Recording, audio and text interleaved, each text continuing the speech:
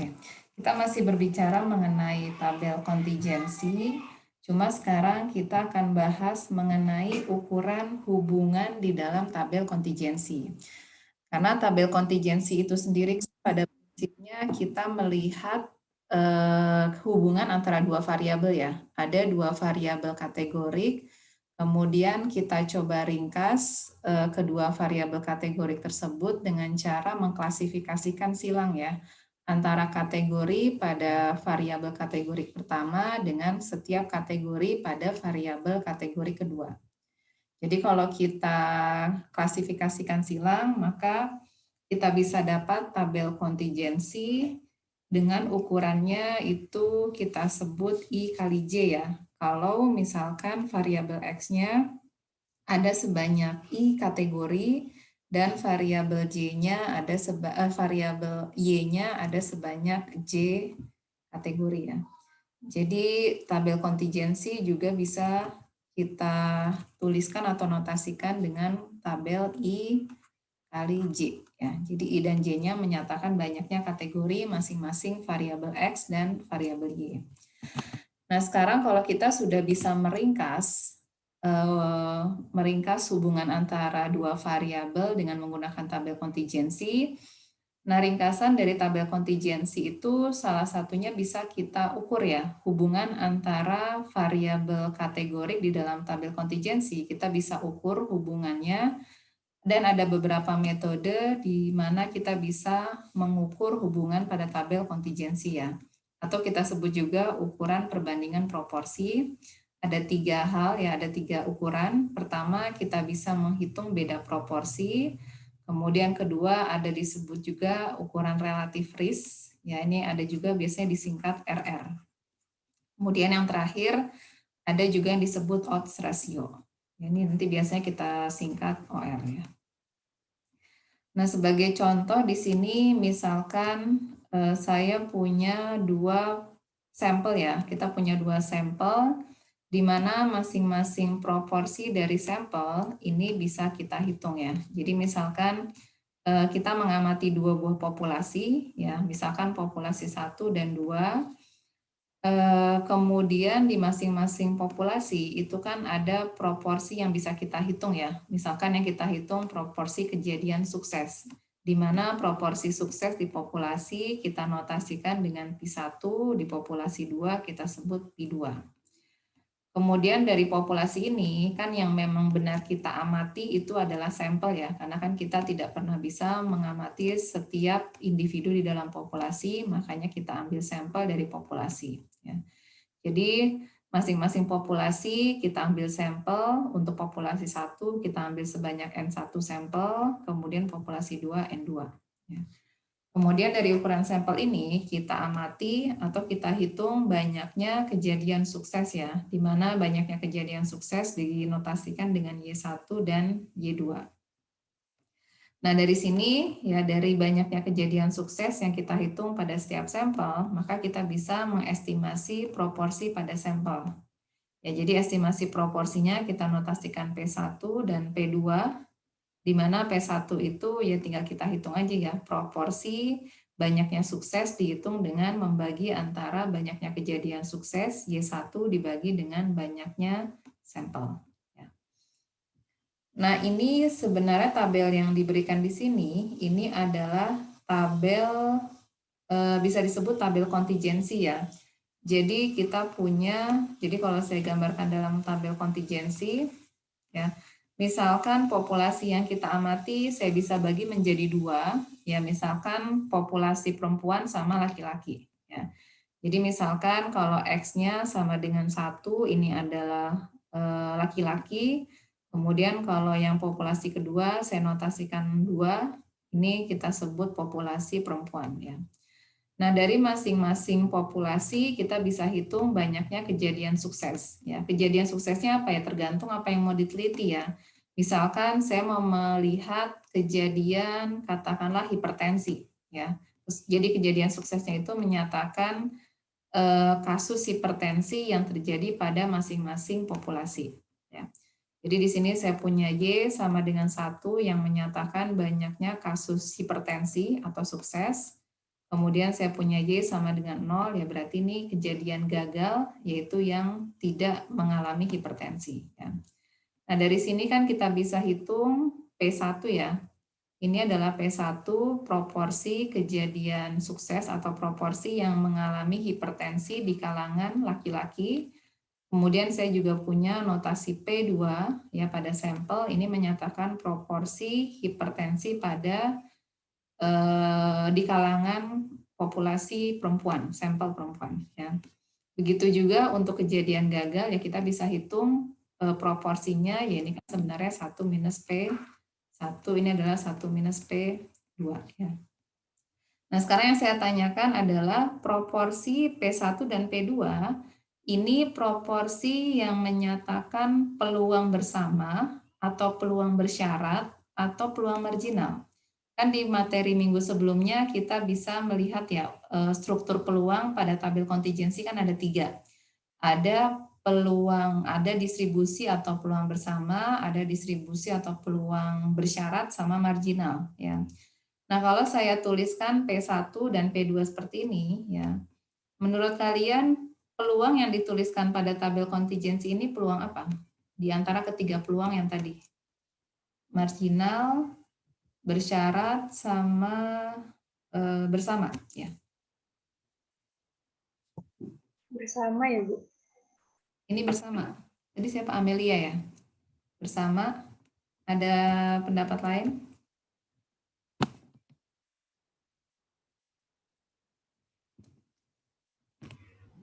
Marginal bukan, Bu?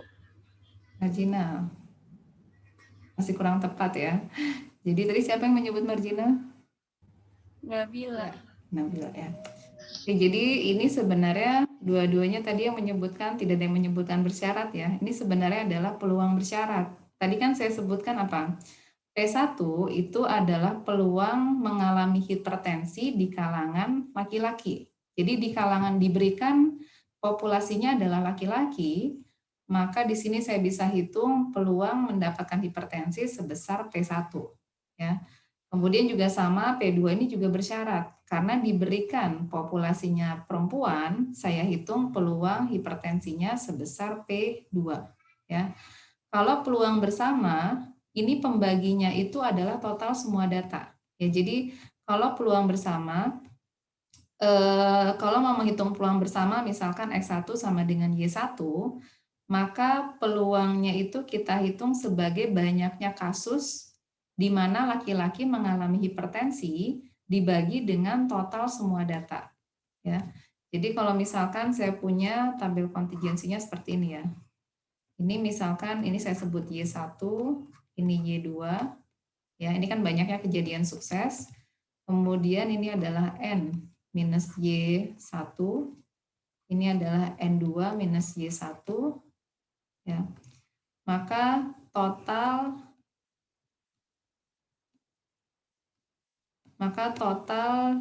banyaknya populasi laki-laki ya. Ini kan X sama dengan 1. Ini adalah X sama dengan 2 perempuan ya. Kemudian di sini ya, kalau Y1 ditambah N-1 Y dikurang Y1, ini kan jadi menjadi N1 ya. N1 itu menyatakan banyaknya sampel untuk laki-laki. Ya, kemudian di sini saya bisa tuliskan juga total, ini adalah total baris ya, total baris ini adalah N2, di mana N2 ini kan menyatakan penjumlahan Y2 ditambah N2 minus Y2, ini Y2 ya. Jadi kalau kita jumlahkan kan sama dengan N2 ya. Jadi dari sini kita bisa punya total semua data ya, total semua data katakanlah saya sebut dengan N besar. Ini N besar itu penjumlahan banyaknya laki-laki ditambah sampel perempuan ya. Nah, kalau kita mau menghitung peluang bersama itu kita selalu menghitung proporsinya di mana banyaknya kejadian sukses untuk X sama dengan 1 dan Y sama dengan 1 dibagi dengan total semua data. Itu kita sebut peluang bersama ya. Tetapi kalau yang kita hitung di sini P1 itu cara menghitungnya apa? Tadi kan diberikan P1 itu adalah Y1 dibagi dengan N1. ya. Jadi kita hanya menghitung proporsi sukses di kalangan laki-laki saja. Makanya pembaginya Y1 dibagi N1, ini kita sebut peluang bersyarat ya. Begitu juga P2, P2 ini bersyarat diberikan perempuan, kita mau menghitung berapa peluang mendapatkan hipertensi. Jadi pembaginya Y2 dibagi N2. Tapi kalau peluang bersama Y1 tetapi dibagi dengan semua data. Ya. Jadi kalau diberikan tabel kontingensi dilihat ya, apakah yang dihitung itu peluang bersama, apakah peluang bersyarat ya. Kalau yang ada di dalam tabel kontingensi itu jelas tidak mungkin peluang marginal ya, karena peluang marginal itu selalu melihat kejadian di total baris atau total kolom ya. Jadi kalau misalkan kembali ke tabel sini ya. Nah, yang disebut dengan peluang marginal itu adalah ini ya. Kalau kita melihat peluang marginal untuk variabel X, maka peluang marginalnya tinggal kita bagi N1 dibagi N besar ya. Jadi ini adalah peluang marginal untuk X sama dengan 1. N1 dibagi N besar. Kemudian peluang marginal ketika X sama dengan 2, ya berarti ini N2 dibagi N besar. Ya. Ini peluang marginal untuk X itu adalah peluang yang kita hitung pada total baris ya.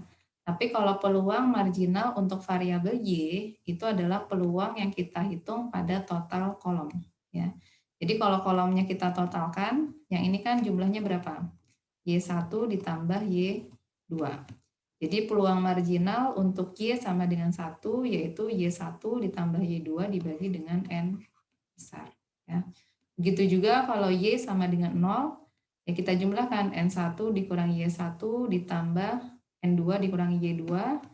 Nah, peluang marginalnya tinggal kita bagi dengan total semua data. Ya. Jadi kalau kita punya peluang yang ada di dalam tabel kontingensi di sel ini, ya dicek ya.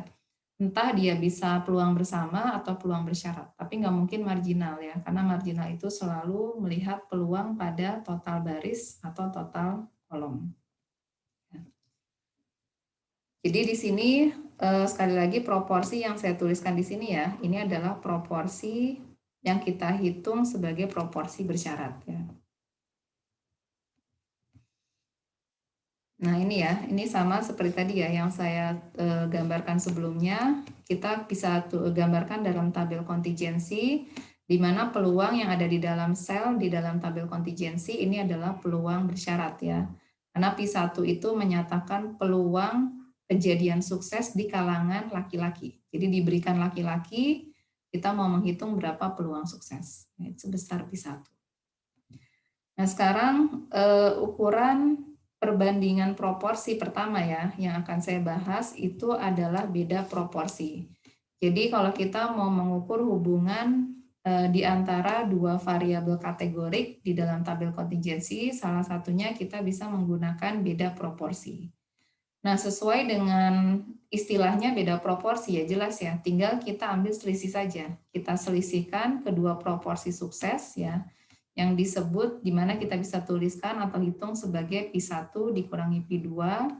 Inilah yang kita sebut dengan beda proporsi, di mana kita membandingkan peluang kejadian sukses pada kedua baris ya, P1 dikurangi P2. Nah, kalau kita lihat hasil perhitungan antara P1 dan P2, maka beda proporsi itu akan selalu nilainya berada di antara -1 sampai dengan 1. Ya. Jadi kalau kasus paling ekstrim, misalkan P1-nya sama dengan 1, kemudian P2-nya sama dengan 0, ya maka kita punya beda proporsinya sama dengan 1. Ya. Tapi kalau sebaliknya yang paling ekstrim, misalkan P1-nya 0, kemudian P2-nya 1, ya berarti kita punya paling kecil beda proporsinya -1. Ya. Selainnya ya bisa di antara -1 sampai dengan 1. Nah, kalau kita punya nilai P1 sama dengan P2, maka proporsinya kan sama dengan 0 ya, beda proporsinya sama dengan 0. Apa maknanya kalau beda proporsinya sama dengan 0? Artinya kita katakan bahwa variabel Y itu independen terhadap variabel X ya. Jadi masih ingat definisi independen? Definisi independen, mungkin saya kembali ke slide sebelumnya ya. Nah ini. X dan Y itu kita katakan independen kalau distribusi bersyarat Y diberikan X itu tidak berubah untuk setiap kategori X. Atau pernyataan ini ekivalen kalau diberikan Y, maka distribusi bersyarat X-nya itu tidak berubah untuk setiap kategori Y.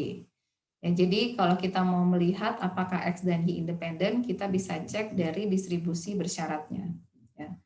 Nah, sebagai contoh yang bisa kita lihat di sini ya, tabel kontingensi yang diberikan di sini adalah tabel kontingensi yang menghitung peluang bersyarat. Ya.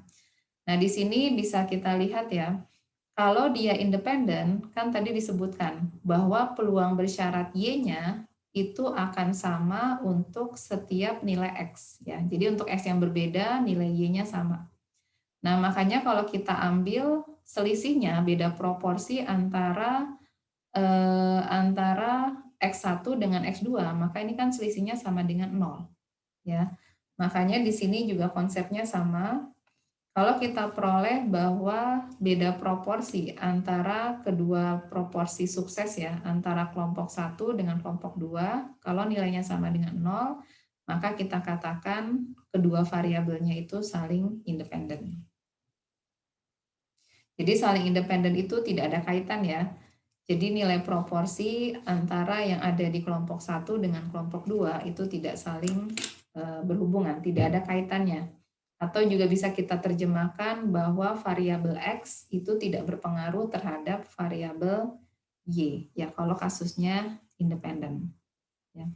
Ya mungkin saya kasih contoh aja gini, misalkan di kalangan laki-laki X-nya sama dengan 1, misalkan hipertensi, peluang hipertensinya misalkan 0,2. Berarti peluang tidak hipertensinya 0,8 ya. Kalau independen, maka di kalangan perempuan ya hipertensinya juga sama dengan 0,2, tidak hipertensi juga 0,8. Ya, jadi kalau kita ambil beda proporsinya berapa di sini? Sama dengan 0 ya. Sama dengan 0 di sini berarti menunjukkan apa? Bahwa hipertensi itu tidak dipengaruhi oleh jenis kelamin ya. Karena baik laki-laki maupun perempuan itu memberikan hipertensi yang proporsi atau peluang hipertensi yang sama ya. Tapi lain halnya kalau misalkan ini sama dengan 0,4. Ya, kemudian ini berarti bukan 0,8 tapi 0,6 ya. Berarti beda proporsinya kan nggak 0 ya.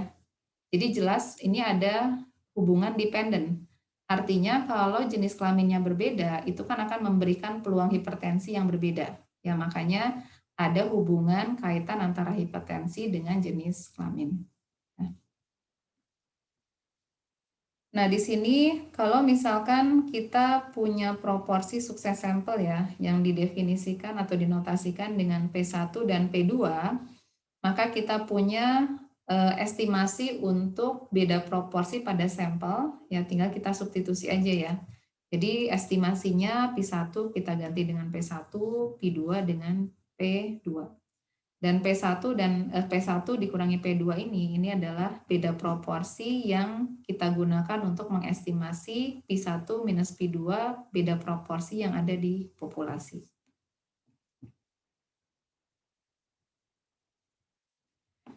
Oke, nah karena P1 dan P2 ini adalah suatu nilai statistik ya. Jadi nilai statistik di mana kalau kita hitung pada sampel yang berbeda akan memberikan beda proporsi yang berbeda juga. Ya, jadi kalian bisa membayangkan kalau kita mengambil sampel berulang kali, ya sampel yang berbeda, maka kalau kita hitung beda proporsi, ya maka beda proporsinya juga akan beda, ya enggak?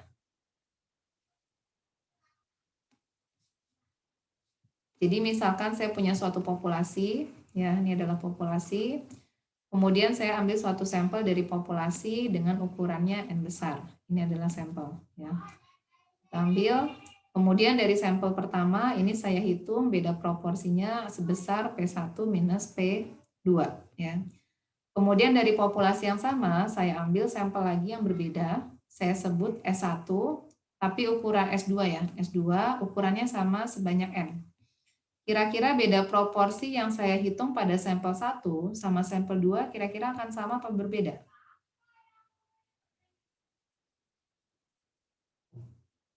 Ini saya hitung juga beda proporsi pada sampel kedua. Apa yang bisa kita katakan mengenai beda proporsi sampel 1 dengan sampel 2? Kira-kira nilainya apa? Akan sama atau beda? Beda ya, Bu? Beda ya, karena sampel itu kan kita ambil secara acak dari populasi. Ya, kalau kita ambil sampel secara acak, ya kemungkinan sampel yang kedua kita hitung beda proporsinya juga kemungkinan akan beda, ya kan? Ya contoh gampang gini, saya punya populasi nilainya 2, 3, 4, 5. Jadi populasi misalkan cuma ada 4 orang, ya nilainya 2, 3, 4, 5. Ya. Kemudian kalau saya ambil sampel sebanyak 2, ukurannya 2, berarti sampel pertama kemungkinan saya peroleh nilainya misalkan 2, 3. Kemudian sampel kedua, misalkan yang saya ambil secara acak, yang saya peroleh adalah 3 dan 4. Ya. Nah, misalkan yang bukan saya hitung, misalkan min ya, bukan beda proporsi. Di sini kalau saya hitung jelas min sampel pertama sama min sampel kedua. Ini kan jelas beda ya. Yang sampel pertama minnya 2,5, sampel kedua minnya 3,5. Ya. Ya sama, kalau kita menghitung beda proporsi dari sampel yang berbeda, kemungkinan beda proporsi juga akan berbeda nilainya. Ya. Nah ini kalau kita lakukan berkali-kali, 1000 kali, kita ambil sampel berulang kali ya dari suatu populasi sebanyak 1000 kali atau 1 juta kali, maka kita bisa mendapatkan nilai beda proporsi yang tentunya pasti berbeda-beda ya. Jadi kalau ada 1000 sampel, kita bisa hitung sebanyak 1000 beda proporsi. Ya. Nah dari 1000 beda proporsi tersebut kan nilainya bisa bervariasi. Ya. Nah, variabilitas yang kita amati pada beda proporsi itu bisa kita ukur dengan menggunakan standar error ya. Jadi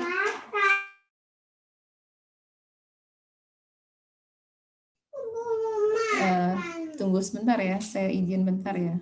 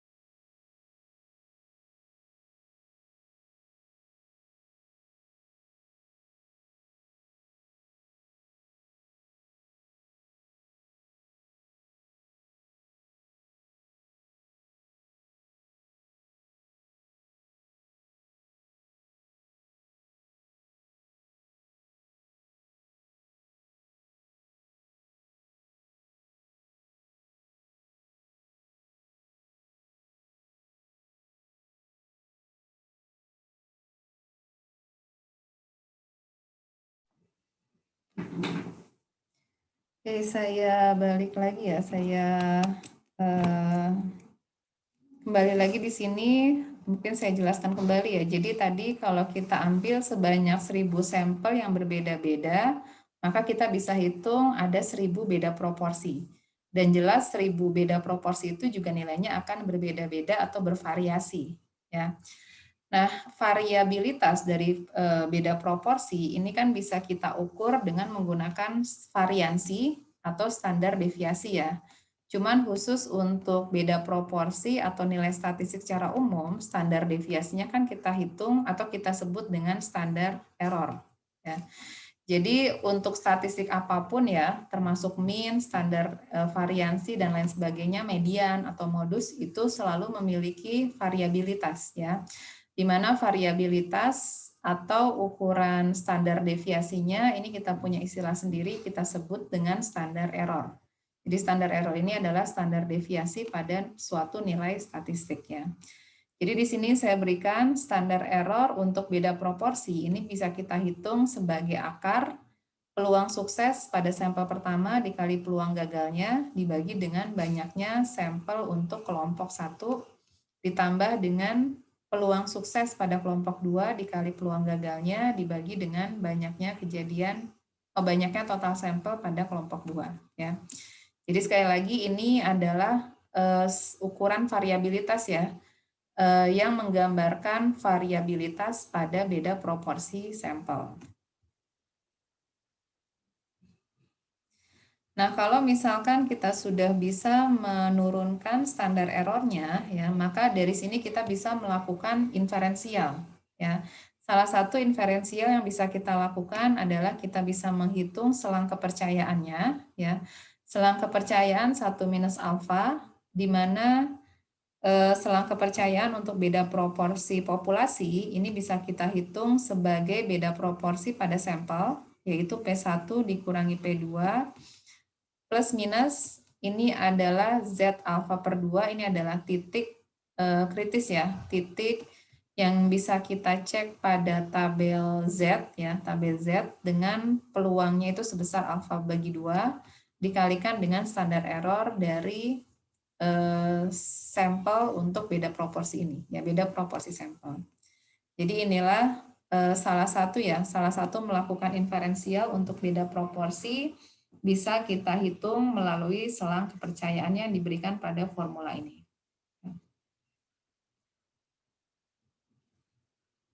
Ini juga sebenarnya selang kepercayaannya mirip seperti pada kasus min ya, min sampel. Kalau min sampel ini kan prinsipnya formulanya mirip ya. Jadi kalau kita hitung selang kepercayaan pada min, ini kan X bar plus minus Z alfa per 2 dikali dengan apa? Standar error dari X bar ya. Jadi selalu standar errornya itu adalah standar error dari sampel statistik yang kita hitung. Kalau sampel statistik yang kita hitung adalah beda proporsi, ya berarti standar errornya adalah standar error dari beda sampel, beda proporsi dari sampel. Ya. Sebagai contoh, di sini saya punya contoh yang saya ambil dari buku Agresti ya. Ini mengenai studi kasus di tahun 1988 mengenai physician healthy study ya. Jadi di sini mau melihat hubungan antara penggunaan obat aspirin terhadap resiko mendapatkan serangan jantung. Ya. Jadi di sini saya punya 2 kelompok. Ya. Jadi total, jadi di sini dari semua orang yang mengikuti penelitian ini, yang dilibatkan dalam penelitian, ini dibagi menjadi 2 kelompok. Pertama, kelompok yang menggunakan aspirin, sama kelompok yang menggunakan placebo. Placebo ini seperti bisa dikatakan pil bohong-bohongan, ya. Jadi si pasiennya itu menggunakan meminum sebuah pil, tapi pilnya itu tidak ada kandungan apapun ya, jadi dia hanya semacam sugesti ya, bahwa biasanya kan orang sugesti kalau minum obat biasanya dia merasa lebih baik ya. Jadi placebo ini bisa kita katakan sebagai kontrol, dia sebenarnya tidak mendapatkan obat tapi dia minum obat bohong-bohongan tapi yang tidak ada kandungan apapun ya. Cuma mungkin dari situ kan kadang bisa kelihatan ya, ada orang yang sugesti kalau dengan minum obat dia bisa merasa lebih baik. Jadi di sini kita mau melihat apakah ada perbedaan ya, atau apakah dengan menggunakan obat itu akan mengurangi serangan jantung atau tidak ya. Nah, dari setiap kelompok orang yang mendapatkan placebo, obat bohong-bohongan sama mendapatkan aspirin, kita catat ya, apakah orang tersebut mengalami serangan jantung atau tidak. Ya, jadi kita punya 2 variabel. Pertama, variabel yang menyatakan apakah seseorang menggunakan aspirin atau tidak menggunakan obat aspirin. Kemudian masing-masing orang yang diteliti ini kita catat apakah dia mengalami serangan jantung atau tidak ya. Jadi kita punya variabel X dan Y. Kemudian data tersebut kan bisa kita ringkas ke dalam tabel kontingensi ya, di mana kita mengklasifikasikan silang, kita hitung untuk setiap orang yang mendapatkan placebo, kemudian orang tersebut juga mengalami serangan jantung, ini kita hitung ternyata ada 189 kasus. Kemudian dari kelompok yang sama placebo tapi tidak mengalami serangan jantung ada sebanyak 10.845. Begitu juga di sini kita hitung ya, untuk yang mendapatkan obat aspirin, kita hitung yang mendapat serangan jantung 104, sedangkan yang tidak mendapatkan serangan jantung sebanyak 10.933. Nah, dari sini kita bisa menghitung peluang bersyaratnya ya, atau dalam hal ini kita bisa menghitung berapa proporsi mendapatkan serangan jantung untuk masing-masing kelompok. Ya. Di sini kita bisa hitung P1 ini adalah pembagian 189 dibagi dengan total sampel pada kelompok plasebo ya. Ini peluangnya 0,0171. Dengan cara yang sama, kita bisa hitung proporsi serangan jantung di kalangan kelompok aspirin, peluangnya 0,0094 ya. Jadi bisa kita lihat di sini ya, peluang mendapatkan serangan jantung untuk kelompok plasebo ini relatif lebih besar ya dibandingkan untuk kelompok aspirin ya. Jadi kalau pakai aspirin ternyata bisa mengurangi resiko serangan jantung dibandingkan tidak menggunakan obat aspirin ya, karena peluang yang plasebo ini lebih besar dibandingkan yang kelompok aspirin ya. Nah, salah satu untuk mengukur apakah ada hubungan antara kelompok X ya dengan serangan jantung, tadi kita bisa menggunakan beda proporsi sampel ya. Jadi beda proporsi sampel tinggal kita hitung saja selisih antara P1 dan P2 ya, berarti 0,0171 dikurangi 0,0094 kita peroleh 0,0077 ya. Ini adalah estimasi beda proporsi sampel yang mengalami serangan jantung antara kelompok plasebo sama aspirin. Nah, dari sini kalau kita mau membuat selang kepercayaannya, maka kita harus hitung terlebih dahulu standar error ya dari beda proporsi sampel dengan menggunakan formula yang diberikan sebelumnya ya. Tinggal kita substitusi aja. Ini adalah P1 dikali peluang gagal dibagi dengan banyaknya kelompok plasebo ya. Dan di sini ditambah peluang sukses atau serangan jantung untuk kelompok aspirin dikali peluang gagalnya dibagi dengan banyaknya kelompok aspirin. Jadi standar errornya kita hitung sebesar 0,0015. Ya.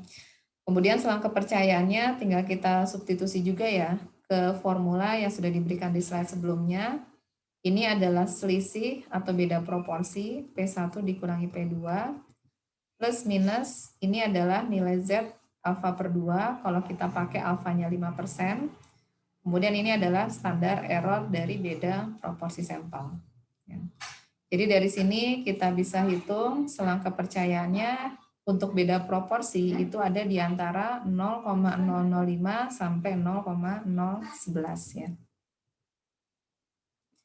Nah, apa yang bisa kita simpulkan dari selang kepercayaan yang sudah kita hitung tadi ya. Jadi coba kita interpretasikan dengan tingkat kepercayaan 95% ya, maka beda proporsinya itu ada di antara 0,005 sampai 0,011 ya. Dan bisa kita perhatikan bahwa selang kepercayaan ini kan tidak mengandung nilai 0. Ya, jadi nilai 0 tidak ada di dalam interval selang kepercayaan. Maka di sini bisa kita interpretasikan apa? Bahwa ada perbedaan tingkat serangan jantung pada kelompok aspirin dibandingkan dengan kelompok plasebo. Ya. Kenapa kita sebut perbedaan serangan jantung aspirin lebih besar daripada kelompok plasebo? Karena perhatikan kembali bahwa selang kepercayaan ini adalah selang kepercayaan untuk nilai P1 dikurangi P2. Ya. Jadi P1 dikurangi P2 itu kan selang kepercayaannya positif atau lebih besar dari 0. Ya. Nah, karena P1 dikurangi P2 lebih besar dari 0, P2-nya kita bisa pindahkan ke ruas kanan ya, maka kita peroleh P1 lebih besar dari P2. Artinya tingkat serangan jantung itu lebih rendah ya pada kelompok aspirin dibandingkan pada kelompok plasebo. Ya.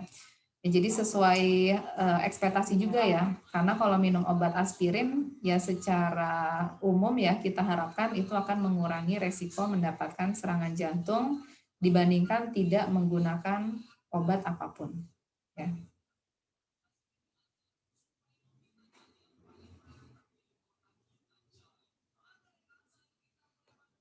Ya, jadi P1 lebih besar dari 2, tadi P1-nya ini adalah kelompok plasebo ya. P1 plasebo benar ya? P1 ya, P1 plasebo ya. P1 placebo, sedangkan P2 ini adalah aspirin. Ya, jadi karena P1 lebih besar dari P2, jadi serangan jantung resiko untuk placebo ini lebih besar daripada kelompok aspirin.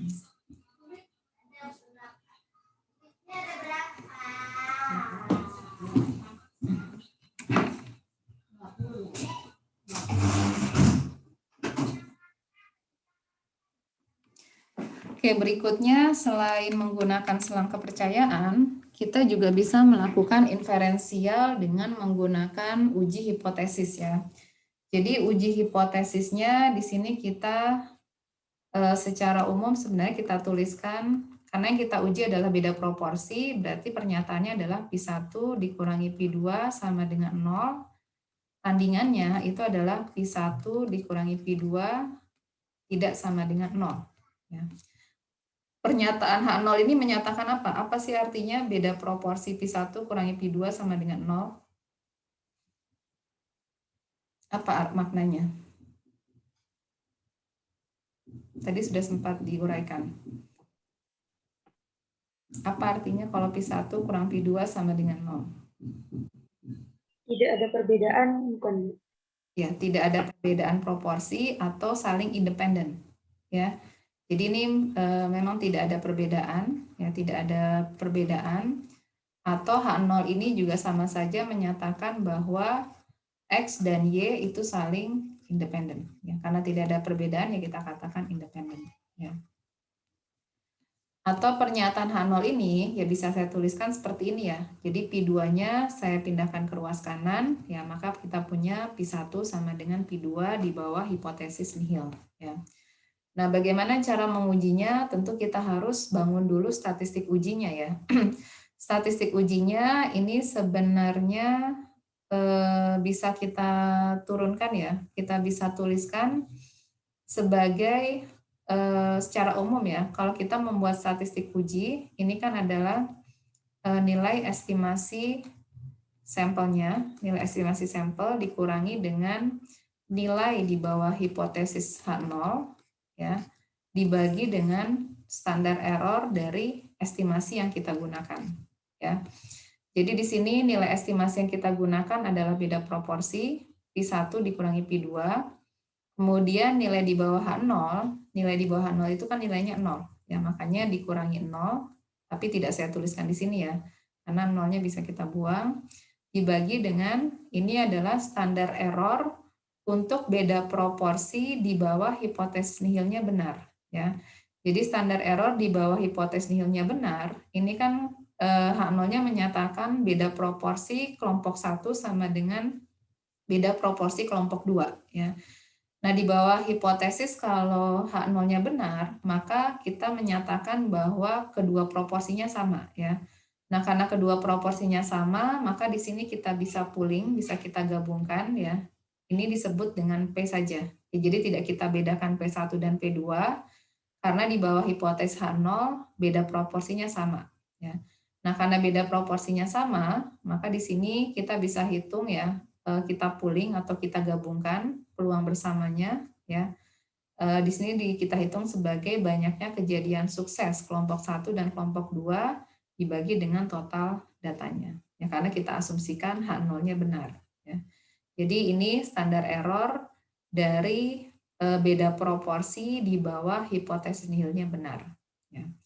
Nah, karena kita sudah punya statistik ujinya, dan statistik ujinya ini mengikuti distribusi normal baku, maka nanti dengan mudah kita bisa mengambil kesimpulan ya, apakah H0-nya ditolak atau tidak ditolak, tergantung nanti titik kritisnya. Ya, bisa kita cek pada tabel Z, atau bisa kita hitung juga nilai p-value-nya.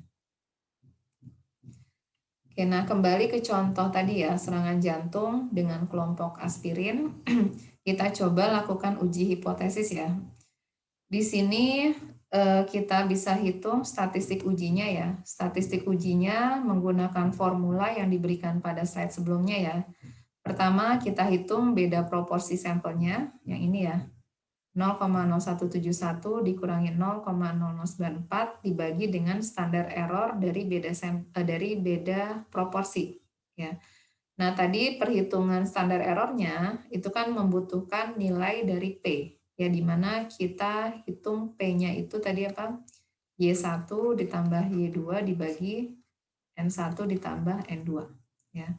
Nah, di sini sudah saya hitungkan ya peluang untuk kedua kelompok ya. Ini kita hitung sebagai Y1-nya kan ini ya 189, kemudian 104 ini adalah sukses untuk kelompok aspirin dibagi dengan total semua data. Jadi kita peroleh nilai P-nya 0,0132. Dari sini kita bisa substitusi ya ke persamaan statistik ujinya. Di sini sudah saya hitungkan hasilnya sebesar 5,001. Nah, dari sini kita bisa ambil kesimpulan kalau kita mau menggunakan titik kritis ya. Karena Z-nya mengikuti normal baku, kalau kita pakai alfanya 5%, berarti titik kritisnya ada yang ingat berapa? Kalau kita pakai alfanya 5%, karena ini ujinya 2 sisi, berarti ini luasnya sebesar 2,5%. Ini juga sebesar 2,5%. Ada yang ingat kalau tabel uji Z ya, kalau kita ambil alfanya 2,5%, berapa titik kritisnya? 1,96. Ya, 1,96 ya. Kalau yang di kiri ini minus 1,96. Ya, jadi karena statistik ujinya dia jatuh pada daerah penolakan H0 ya, kan 5 itu lebih besar dari 1,96, ya maka kita simpulkan tolak H0. Atau kalau kita menghitung p-value, di sini kalau kita hitung peluangnya jauh lebih kecil dari alfa ya, jadi lebih kecil dari 5% atau 0,05, kesimpulannya juga sama bahwa kita tolak H0. Artinya apa? Kalau kita tolak H0 berarti kita simpulkan ada hubungan antara penggunaan aspirin terhadap serangan jantung. Ya, karena tolak H0 kan artinya kita simpulkan H1. Di mana H1 itu menyatakan ada hubungan antara X dengan Y. Sedangkan kalau H0 menyatakan tidak ada hubungan antara X dengan Y. Ya. Di sini saya kasih catatan bahwa kita bisa menggunakan statistik uji ini ya, karena dia basisnya adalah normal, Z ini adalah aproksimasi, maka ini hanya bisa kita gunakan kalau sampelnya cukup besar ya. Tapi kalau sampelnya kecil, kita harus menggunakan distribusi sebenarnya dari proporsi sampel. Jadi kita harus menggunakan distribusi binomial, dan namanya ini sama seperti di pertemuan sebelumnya ya. Jadi kalau sampel kecil, kita alternatifnya bisa menggunakan uji Fisher-Exact. Ya. Oke, ukuran hubungan yang kedua, tadi saya sudah sebutkan beda proporsi. Alternatif lain, kalau kita mau mengukur hubungan antara dua variabel, kita bisa menggunakan relative risk. Ya. Nah, kapan kita menggunakan relative risk? Ini biasanya relative risk ini lebih tepat kita pakai kalau kita punya sampel suksesnya itu relatif kecil. Sampel proporsi sukses untuk kedua sampel atau P1 dan P2-nya itu nilainya cukup kecil, maka itu lebih dianjurkan untuk menggunakan perbandingan rasio. Ya, jadi kita ambil rasio antara P1 dan P2 dibagi P2 dibandingkan menggunakan beda proporsi ya. Ini jadi relative risk ini kita pakai kalau peluang suksesnya itu cukup kecil. Sebagai contoh, misalkan di sini saya punya suatu studi melihat peluang ya, peluang mendapatkan suatu penyakit tertentu dengan menggunakan obat A dan menggunakan obat B. Nah, di sini kita bisa hitung ya, proporsi mendapatkan suatu penyakit kalau pakai obat A, misalkan proporsinya kita sebut P1, sedangkan peluang mendapatkan penyakitnya, proporsinya bisa kita hitung juga kalau menggunakan obat B, proporsinya kita sebut P2. Nah, di sini saya punya kasus pertama, misalkan P1-nya 0,51, sedangkan P2-nya 0,50. Sedangkan pada kasus kedua, saya ambil misalkan P1-nya 0,011, sedangkan P2-nya 0,001. Nah, kalau kita menggunakan beda proporsi, ya untuk mengukur hubungan antara kedua variabel ini ya, maka bisa kita lihat bahwa kedua kasus ya, baik kasus 1 dan kasus kedua, kalau kita hitung beda proporsinya sama-sama sebesar 0,01 ya. Jadi kalau kita hitung 0,51 dikurangi 0,50, ya ini kan peluang beda proporsinya 0,01. Begitu juga kasus 2, kalau 0,011 dikurangi 0,001 ini juga sama ya. Peluang atau beda proporsinya ini juga sama sebesar 0,001. Tapi bisa kita perhatikan bahwa pada kasus yang pertama, kenaikan atau beda proporsi 0,01 karena menggunakan obat A itu relatif kecil terhadap resiko penyakit yang sudah cukup besar pada kelompok yang mendapatkan obat B.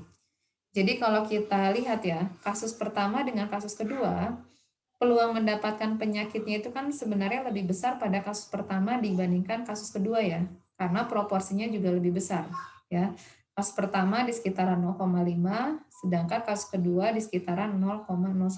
Relatif lebih kecil mendapatkan penyakit dibandingkan kasus 1 ya. Jadi pada kasus pertama selisih atau kenaikan 0,01 karena menggunakan obat A itu cukup kecil ya dibandingkan pada kelompok B atau pada kelompok yang menggunakan obat B ya, pada kelompok kedua. Nah, tetapi pada kasus kedua, kalau kita ambil rasionya ya, kita ambil rasio 0,011 dibagi dengan 0,001, ini kan rasionya sebesar 11 ya. Jadi pada kasus kedua, pengguna obat A itu memiliki 11 kali kemungkinan untuk mendapatkan penyakit dibandingkan menggunakan obat B. Ya. Tapi kalau pada kasus pertama, rasionya berapa? Kalau kita hitung 0,51 dibagi 0,50. Berapa di sini rasionya? Ya kurang lebih dia mendekati 1 ya. Karena ini kan perbedaannya kan relatif kecil ya dibandingkan dengan peluangnya yang cukup besar. Ya.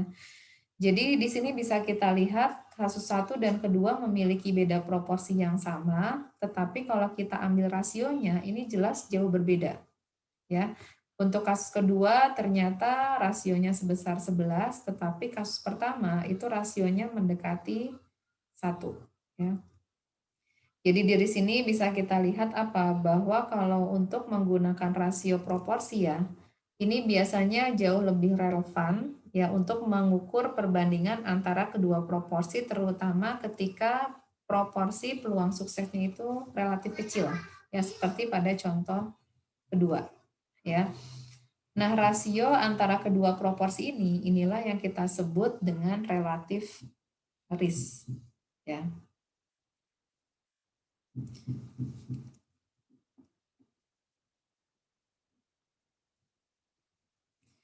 Oke, nah di sini saya berikan persamaan umum ya, menghitung relatif risk atau RR.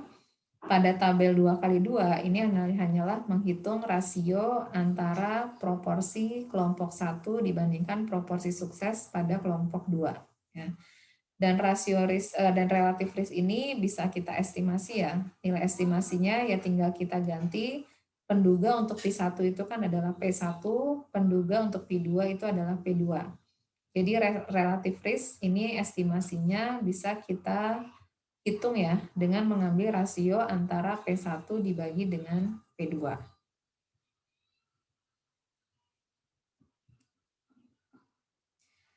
Kembali ke contoh tadi ya, contoh mengenai serangan jantung ya. Di sini bisa kita hitungkan relatif risk sampel pada contoh serangan jantung tadi, ya kita tinggal ambil ya, pembagian antara P1 dibagi P2, ini nilainya sebesar 1,82 ya. Jadi bisa kita bandingkan tadi kalau kita hitung beda proporsi, P1 dikurangi P2, tadi nilainya kurang lebih sebesar berapa tadi proporsi beda proporsinya? 0,007 ya. 0, ya, tadi kita hitung 0,0077 ya. Nah, kalau kita hitung dengan beda proporsi, bisa kita lihat, ini kan beda proporsinya relatif kecil ya, kecil sekali. Ya, seolah-olah ya bisa kita anggap sepertinya tidak ada perbedaan karena dia relatif mendekati 0. Karena kecil sekali bisa kita anggap mungkin tidak ada perbedaan antara serangan jantung ya untuk yang mengambil aspirin sama yang menggunakan placebo. Nah, tetapi kalau kita hitung ukuran hubungannya dengan relatif risk, ini jauh lebih relevan ya. Karena kita peroleh nilainya 1,82 ya. Nah, dari sini bisa kita interpretasikan apa? Bahwa proporsi untuk mendapatkan serangan jantung itu 82% lebih tinggi untuk kelompok placebo dibandingkan dengan kelompok aspirin. Ya. Sedangkan atau misalkan atau contoh cara menginterpretasikan yang lain ini juga bisa kita tafsirkan bahwa resiko untuk mendapatkan serangan jantung pada kelompok placebo itu sebesar 1,82 kali lipat dibandingkan dengan kelompok aspirin. Ya. Jadi ini cara untuk menafsirkan relatif risk ya, bisa dua cara. Jadi bisa kita menggunakan, kalau menggunakan angka yang sebenarnya berarti kita tafsirkan dengan kali lipat ya. Jadi mendapatkan serangan jantung pada kelompok placebo itu 1,82 kali lipat dibandingkan kelompok aspirin. Tetapi kalau mau menggunakan persentase, di sini kita interpretasikan bahwa untuk mendapatkan serangan jantung ya, pada kelompok placebo itu 82% lebih tinggi dibandingkan pada kelompok aspirin. Ya, ini cara untuk menginterpretasikan dari relative risk. Nah, kalau seandainya relative risk-nya sama dengan 1, ya, kalau relative risk-nya sama dengan 1 kan artinya P1-nya sama dengan P2.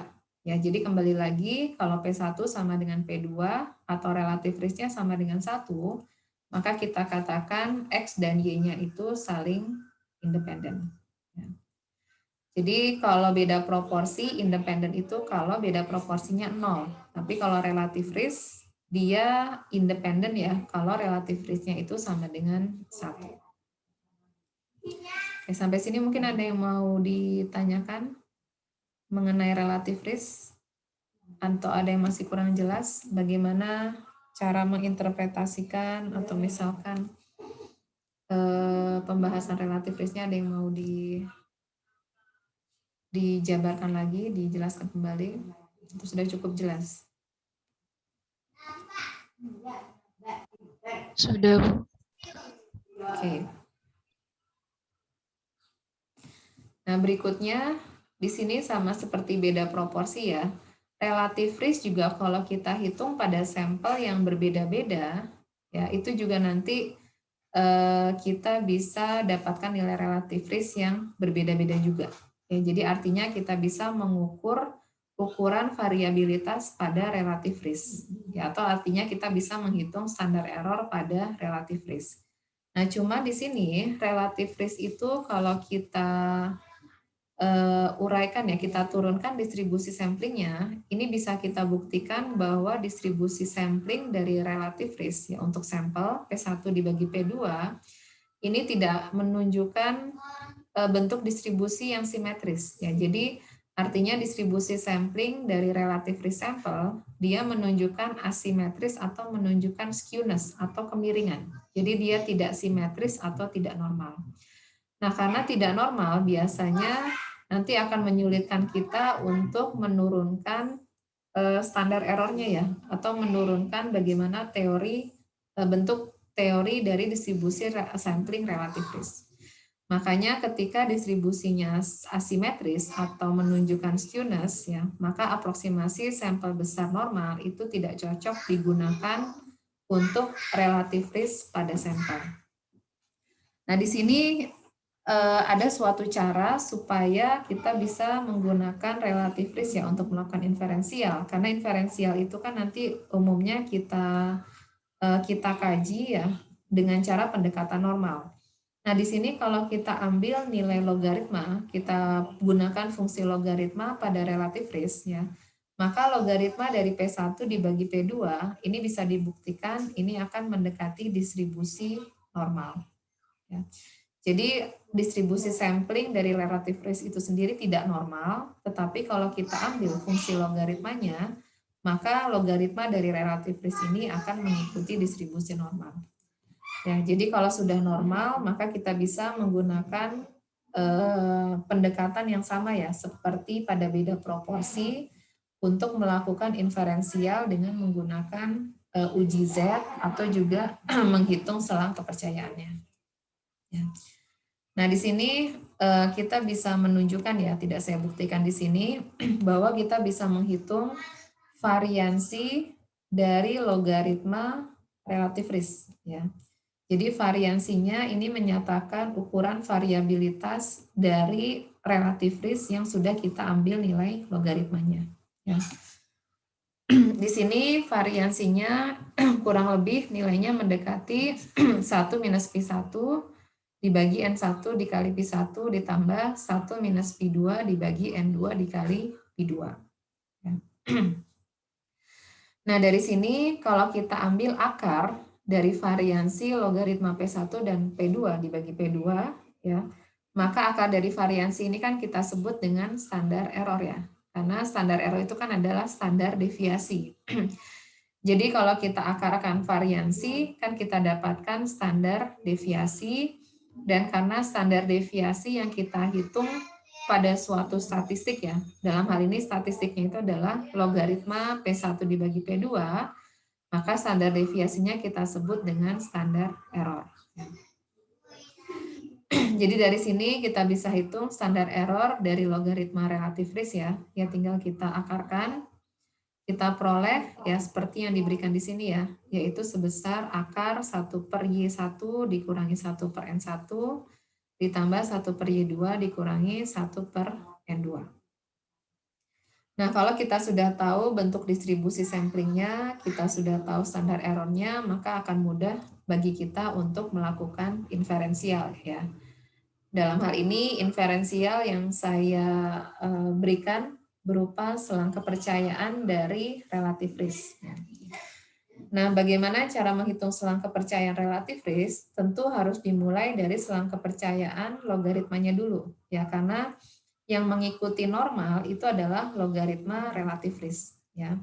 Jadi dari sini kita bangun dulu selang kepercayaan untuk logaritma relatif risk yang diberikan pada persamaan di sini ya. Ini adalah logaritma dari relatif risk, ditambah ini adalah titik kritis ya pada tabel Z, dikali dengan ini adalah standar error dari logaritma relatif risk ya. Jadi cara membangun selang kepercayaannya mirip ya. Jadi selalu nilai estimasinya plus minus nilai Z-nya dikali dengan standar error-nya ya. Nah, cuman kan yang kita inginkan adalah selang kepercayaan relatif risk, bukan selang kepercayaan dalam bentuk logaritma. Nah, dari sini kita bisa kembalikan ya, tinggal kita transformasi balik ke dalam skala aslinya dengan cara kita ambil nilai eksponennya. Jadi misalkan selang kepercayaan yang kita hitung dalam bentuk logaritma, kita tuliskan sebagai selang batas bawahnya L, batas atasnya U, maka di sini kita bisa transformasi balik ke skala sebenarnya ya, relatif risk-nya dengan cara kita ambil pangkat ya. Jadi kalau nilai logaritma kita ambil nilai eksponennya, kan nilainya bisa hilang ya. Dan logaritmanya bisa hilang, sisanya adalah nilai relatif risk itu sendiri ya. Jadi batas bawah dan batas atas dari selang kepercayaan logaritma relatif risk ya, kita ambil nilai eksponennya ya. Inilah nanti hasil selang kepercayaan yang sudah dalam bentuk relatif risk. Ya, di sini saya berikan contoh ya, cara membangun selang kepercayaan untuk relatif risk. Pertama di sini kita hitung dulu ya standar error dari logaritma relatif risk ya. Dari sini ya tinggal kita substitusi ya, Y1-nya diberikan, yaitu nilai banyaknya kejadian sukses atau serangan jantung pada kelompok pertama. N1 ini adalah total kelompok pada placebo. Y2 ini adalah kejadian sukses atau serangan jantung pada kelompok aspirin. N2 ini adalah total data pada kelompok aspirin ya, sebesar 11.037. Kita masukkan ke dalam persamaan, kita peroleh standar errornya untuk logaritma relative risk sebesar 0,1213. Nah, kalau standar error sudah kita hitung, kita bisa bangun selang kepercayaan untuk logaritma relative risk ya. Jadi di sini kita hitung dulu logaritma relative risk-nya ditambah dengan tadi ya Z alpha per 2-nya 1,96 dikali dengan standar error-nya. Kita peroleh selang kepercayaan dari logaritma relative risk di antara 0,36 sampai dengan 0,83. Nah, dari sini baru kita transformasi balik ya, karena kita kan lebih yang kita inginkan adalah selang kepercayaan relative risk, bukan logaritma relative risk. Jadi tinggal kita ambil nilai eksponensial dari batas atas selang kepercayaan logaritma relative risk dan batas bawah untuk selang kepercayaan dari logaritma relative risk ya. Jadi kita pakai ya, kita hitung E pangkat 0,36 dan E 0,83, hasilnya 1,4 sampai dengan 2,3076. Ini adalah selang kepercayaan 95% untuk relative risk.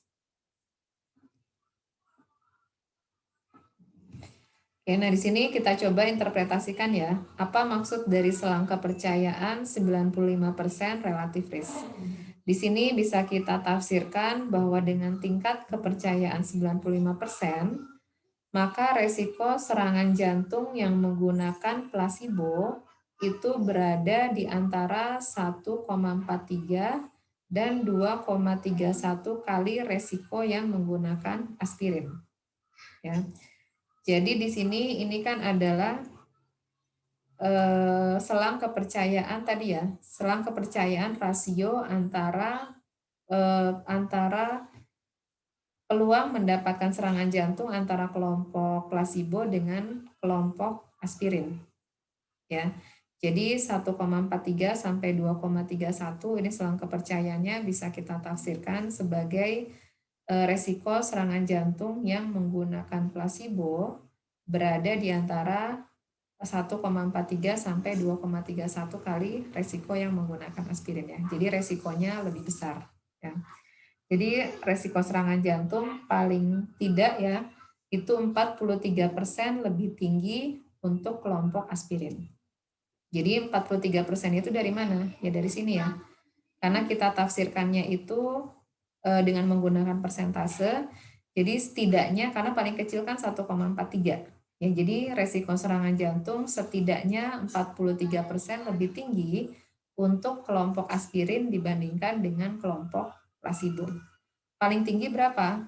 Sebesar 2,3 ya. Jadi paling tinggi resiko serangan jantungnya sebesar 130% ya, lebih tinggi dibandingkan kelompok aspirin. Ya. Sampai sini bisa dipahami, diikuti. Kalau ada yang kurang jelas bisa ditanyakan kembali ya. Karena interpretasinya ini gampang-gampang susah ya. Kadang suka bingung ya. Jadi kalau ngitung sih gampang ya, tinggal pakai rumus. Tapi mungkin yang susah itu menginterpretasikannya. Yaitu yang harus hati-hati. Ya.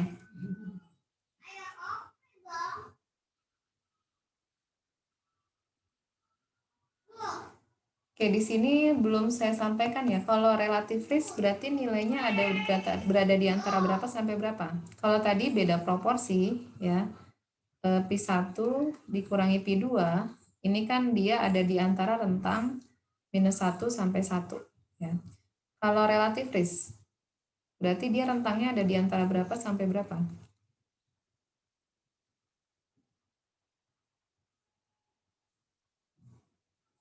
Ada di antara berapa sampai berapa?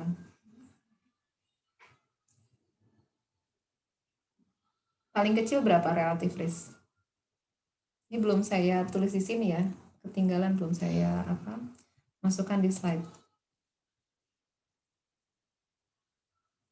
Paling kecil berapa relatif? 0 bukan, Bu? 0 ya. Jadi paling ekstrim kalau Pi1-nya 0 dibagi berapapun pasti 0 ya. Paling besar berapa?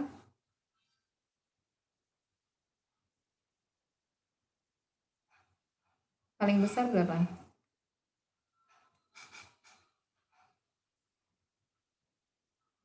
paling besar ini adalah Tahingga ya. Karena kalau P1-nya 1, ya, kemudian P2-nya makin mendekati 0. 1 dibagi 0,0000 sekian. Ya kan pasti nilainya menuju Tahingga. Ya. Jadi kalau beda proporsi minus 1 sampai 1, sedangkan kalau relatif risk dia nilainya selalu positif ya. Jadi nggak mungkin negatif. Ya karena jelaskan ini adalah proporsi. Proporsi atau peluang itu kan selalu positif. Jadi pembagian positif dengan positif kan yang nggak mungkin negatif ya. Jadi selalu berupa positif ya, nilainya dari 0 sampai Tahingga. Ya. Ya mungkin contoh aja, coba saya ingin kalian menginterpretasikan kalau saya punya relatif risk-nya sama dengan misalkan 3,2. Ya katakanlah ini adalah relatif risk antara masih contoh yang sama ya, serangan jantung antara kelompok plasebo dengan kelompok aspirin. Kalau 3,2, bagaimana cara menginterpretasikannya? Apa sih maknanya relatif risk-nya sama dengan 3,2? Ada yang mau coba menjawab?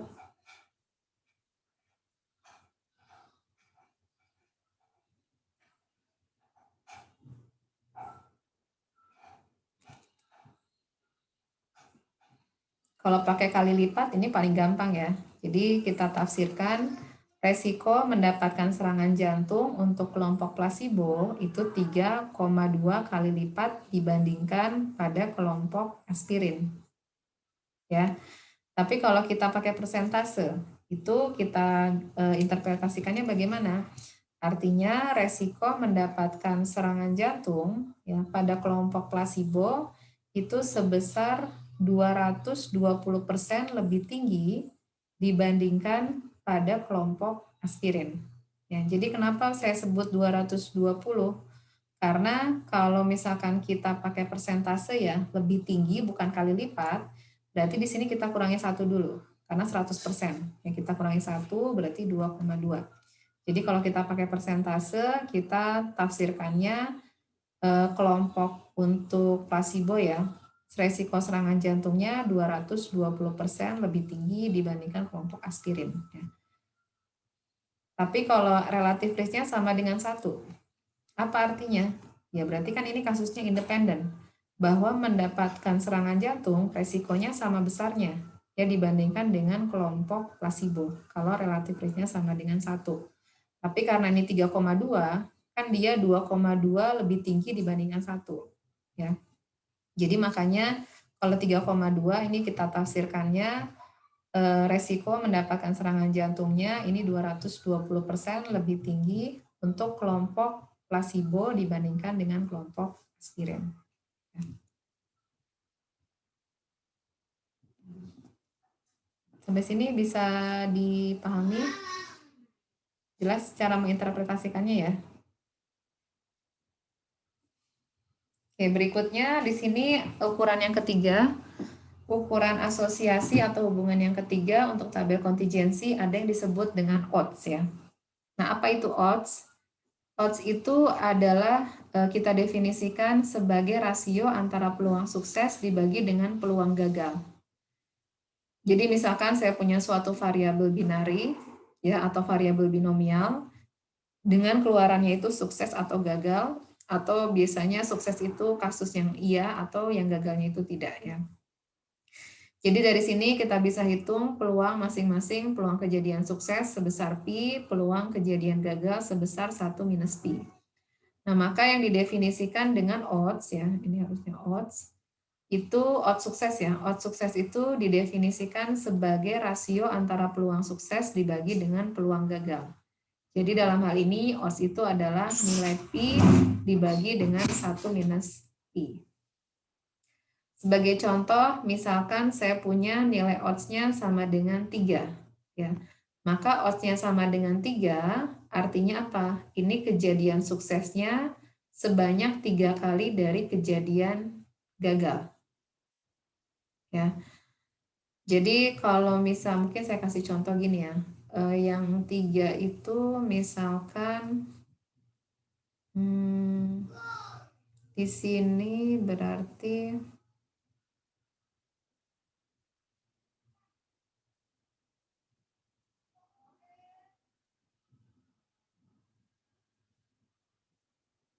Oh, berarti di sini ada contohnya ya. Saya sudah ada contoh di sini. Kalau odds-nya 3, berarti ini adalah peluang suksesnya kita punya 3/4. Ya. Peluang gagalnya kan ini 1 minus 3/4. Berarti peluang gagalnya berapa? 1/4. Jadi kalau kita hitung odds-nya berapa? Berarti ini 3/4 dibagi dengan 1/4 ya. Maka kita punya odds-nya sama dengan 3.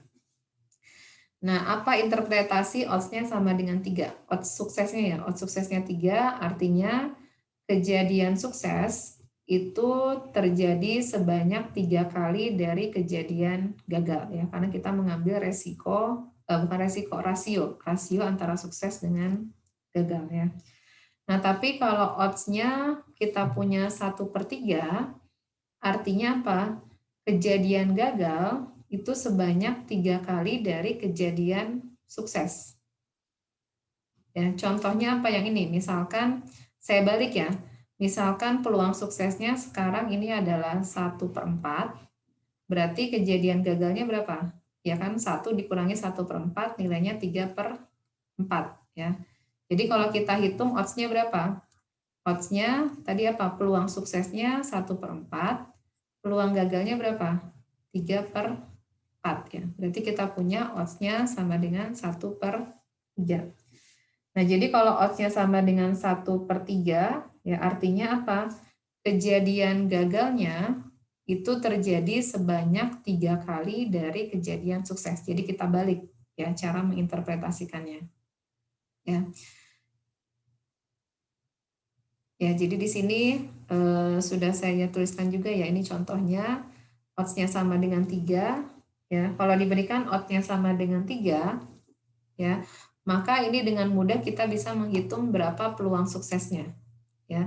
Jadi di sini kalau kita diberikan nilai odds, maka dengan mudah kita bisa menghitung peluang suksesnya, di mana peluang suksesnya ini kita tuliskan sebagai fungsi dari odds ya. Jadi di sini ya tinggal kita ini aja ya, sebenarnya operasi aljabar biasa ya. Jadi kita punya odds sama dengan pi dibagi 1 minus pi, ya maka dengan mudah ya kita tinggal pindah-pindah ruas aja ya. Maka dari sini nanti kita bisa hitung nilai pi itu sama dengan odds sukses dibagi dengan 1 plus odds suksesnya. Ya. Jadi tadi kalau misalkan diberikan odds-nya sama dengan 3, maka kita bisa hitung peluang suksesnya sama dengan apa? Nilai odds-nya dibagi dengan 1 plus nilai odds-nya, yaitu sebesar 3/4. Nah, karena kita tahu peluang suksesnya 3/4, ya maka dengan mudah kita bisa hitung peluang gagalnya sebesar 1/4. Ya. Begitu juga kalau kita punya odds-nya 1/3, maka kita bisa hitung peluang suksesnya dengan menggunakan persamaan yang sama. Ini ya. Jadi kita tuliskan pertama odds-nya 1/3 dibagi dengan 1 plus odds-nya juga di sini 1/3. Kita peroleh 1/4 peluang suksesnya, maka kita bisa juga hitung peluang gagalnya yaitu 3/4. Ya. Jadi di sini ada odds ya. Odds itu adalah rasio ya antara peluang sukses dibagi dengan peluang gagal. Nah, ada odds rasio. Ya, jadi odds-nya sendiri itu kan sebenarnya rasio ya, tapi kita rasiokan lagi.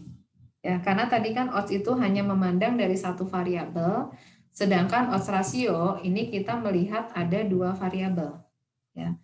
Jadi di sini misalkan kita punya populasi 1 dan populasi 2 ya. Sama-sama di sini kita punya proporsi sampel ya, proporsi populasi untuk masing-masing populasi P1 dan P2. Kemudian kita juga punya ukuran sampelnya N1 dan N2. Banyaknya kejadian sukses Y1 dan Y2, maka masing-masing populasi atau masing-masing sampel ya, kita bisa menghitung estimasi proporsinya dengan menghitung ya antara banyaknya kejadian sukses dibagi ukuran sampel, inilah yang kita sebut dengan proporsi sampel. Nah, karena kita punya 2 populasi, maka kita bisa hitung nilai 2 odds sukses. Pertama, odds untuk populasi pertama, ya, yang didefinisikan sebagai peluang sukses pada populasi pertama dibagi peluang gagal pada populasi pertama. Jadi ini adalah odds sukses pada populasi pertama. Kemudian dengan cara yang sama kita bisa menghitung odds pada populasi kedua, ya yaitu ya sama ya, kita hitung peluang sukses pada populasi kedua dibagi peluang gagal pada populasi kedua, yaitu P2 dibagi 1 minus P2. Nah, kalau kita ambil rasio odds antara populasi dan populasi pertama dan populasi kedua, ya. Nah, rasio kedua odds inilah kita sebut dengan odds rasio, ya, atau biasanya kita singkat dengan OR, atau dalam hal ini OR-nya ini saya berikan notasi theta. Ya, jadi theta itu adalah rasio antara dua nilai odds, ya. Jadi odds populasi pertama dibagi dengan odds populasi kedua. Ya, berarti odds rasio itu apa? Ya P1 dibagi peluang gagalnya dibagi dengan P2 dibagi dengan peluang gagal ya pada populasi kedua. Nah, inilah yang kita sebut dengan odds rasio. Nah, di sini kita bisa lihat ya, properti dari odds rasio itu sendiri, nilai odds itu pasti nilainya tidak pernah negatif ya. Karena bisa diperhatikan bahwa nilai odds rasio ini kan perhitungan dari nilai peluang ya. Nah, karena nilai peluangnya tidak pernah negatif, ya, ini kan peluang ya. Peluang dibagi dengan peluang pasti positif, karena peluang itu positif, ini juga sama. Peluang yang di bawahnya juga positif, maka nilai odds rasio itu tidak pernah negatif. Ya. Jadi nilainya selalu lebih besar dari 0. Kemudian kalau misalkan kita punya nilai odds rasionya sama dengan 1, ya odds rasionya sama dengan 1 itu artinya apa? Kalau odds pada populasi 1 sama dengan odds pada populasi 2. Ya. Jadi kan OR tadi itu apa? Odds pada populasi 1 dibagi dengan odds pada populasi 2. Jadi kalau odds rasionya sama dengan 1, ya artinya apa? Odds 1 sama dengan odds 2. Nah, kalau ini terjadi, maka kita katakan X dan Y-nya itu saling independen. Ya. Kapan X dan Y-nya itu saling independen? Ya kalau proporsi pada populasi ke-1 ini sama dengan proporsi pada sampel pada populasi kedua. Ya. Jadi properti ini odds itu mirip seperti relative risk ya. Kalau relative risk itu kapan dia independen? Kalau relative risk-nya sama dengan 1. Ya. Kalau beda proporsi gimana? Apakah 1 juga? Enggak ya. Kalau beda proporsi dia itu independen kalau nilainya sama dengan 0. Ya, jadi kalau ini terjadi, odds rasionya 1, relatif 1, beda proporsi 0, ini kita katakan X dan Y-nya itu saling independen. Ya. Nah, di sini kalau kita punya nilai odds rasionya semakin besar ya, lebih besar dari 1, maka odds rasionya ini menyatakan hubungan yang semakin kuat. Ya. Nah, sebagai contoh, misalkan saya punya odds rasionya 3 sama odds rasionya 6. Kira-kira odds rasio mana yang menyatakan hubungan yang semakin kuat? Apakah 3 atau 6? 6. 6, ya. Oke, ini jelas ya. Sekarang kalau sebaliknya, odds rasionya itu kan bisa dari 0 ya, dari 0 sampai tak hingga. Nah, sekarang kalau saya punya odds rasionya 0,75 sama 0,025. Kira-kira mana yang menyatakan hubungannya paling erat, paling kuat? 0,75 ya, Bu? 0,75. Bukan ya, tapi 0,25. Ya. Kenapa bisa 0,25? Di sini perhatikan ya. Tadi kan saya kasih catatan. Kalau lebih besar dari 1, itu hubungannya semakin kuat. Yang saya bandingkan 3 dan 6, dua-duanya lebih besar dari 1. Ya, jadi jelas pasti 6. Sedangkan contoh kedua, ini kan odds rasionya lebih kecil dari 1. Ya, tapi kan saya belum menyatakan apa-apa tentang odds rasio yang lebih kecil dari 1. Ya. Jadi gini, kalau odds rasio itu dia nilainya tadi kan ya antara 0 sampai tak hingga. Ya, 0 sampai tak hingga. Nah, pada saat odds rasionya 1, ini kita katakan apa? Hubungannya saling independen. Ya, atau tidak ada hubungan. Independen itu artinya apa? Independen ya, atau tidak ada hubungan. Tidak ada hubungan ya.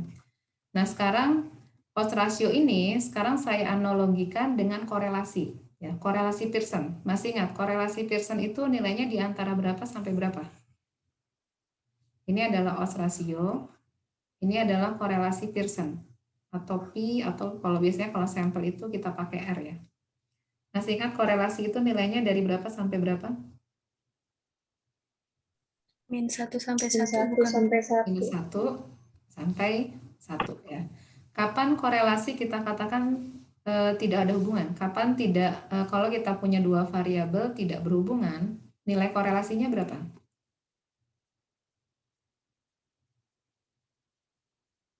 Kalau kita pakai Pearson ya, nilai Pearson, nilai korelasi berapa yang menyatakan tidak ada hubungan antara dua variabel?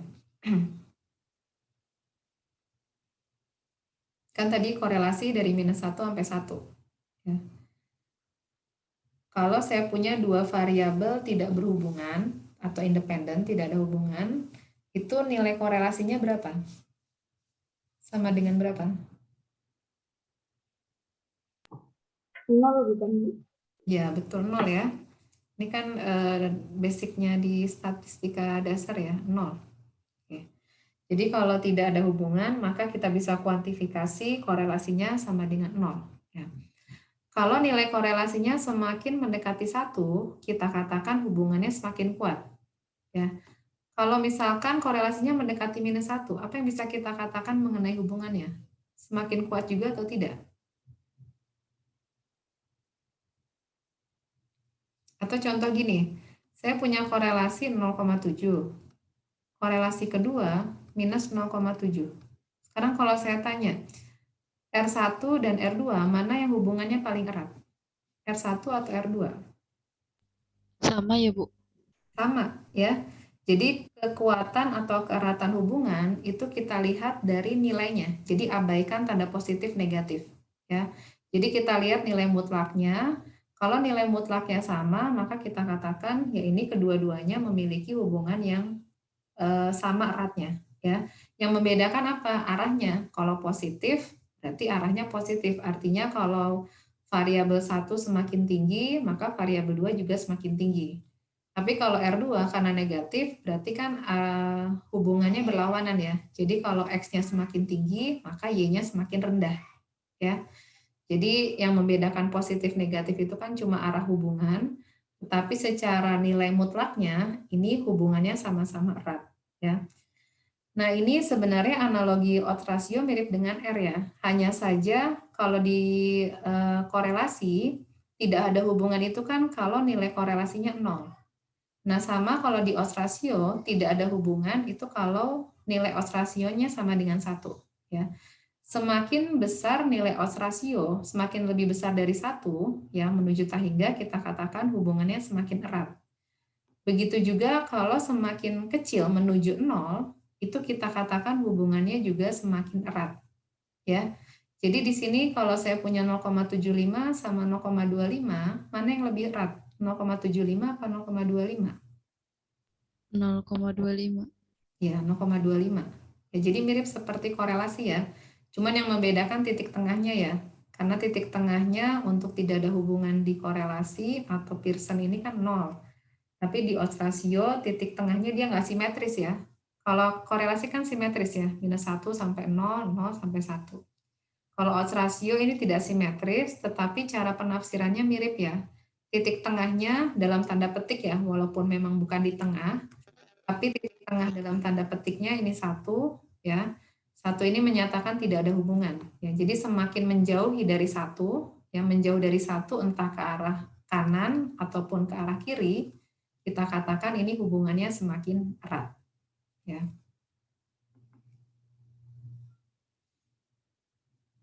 Ya, jadi ini odds ratio ya. Kemudian berikutnya properti dari odds ratio adalah kalau baris ditukar atau kolomnya ditukar, maka nilai odds rasionya itu akan berubah menjadi nilai 1 per odds ratio. Ya, jadi contohnya kalau kita punya data tabel kontingensinya, misalkan nilai odds rasionya 3, kemudian kita tukar entah itu baris atau kolomnya, maka nilai odds ratio dari tabel kontingensi yang sudah ditukar barisnya atau kolomnya itu menjadi 1 per odds ratio atau menjadi 1 per 3. Ya. Nah, dalam hal ini, nilai OR-nya 3 dan OR-nya 1 per 3 ini menyatakan keratan hubungan yang sama. Ya, jadi sama seperti korelasi. Cuman kalau korelasi ini sama-sama eratnya itu ya kalau kita lihat dari nilai mutlaknya ya. Tapi kalau odds ratio ya untuk yang ke kiri sama yang ke kanan kita katakan sama-sama erat, sama-sama kekuatannya sama, tapi kalau kita ambil nilai 1/nya. Ya. Jadi kalau kita punya odds rasionya 3, ya, kemudian kita juga punya nilai odds ratio di bawah 1, yaitu sebesar 1/3, maka kedua odds ratio ini menyatakan hubungan yang sama, keratan ya, kekuatan hubungan yang sama. Ya, cuman pada arah yang berlawanan.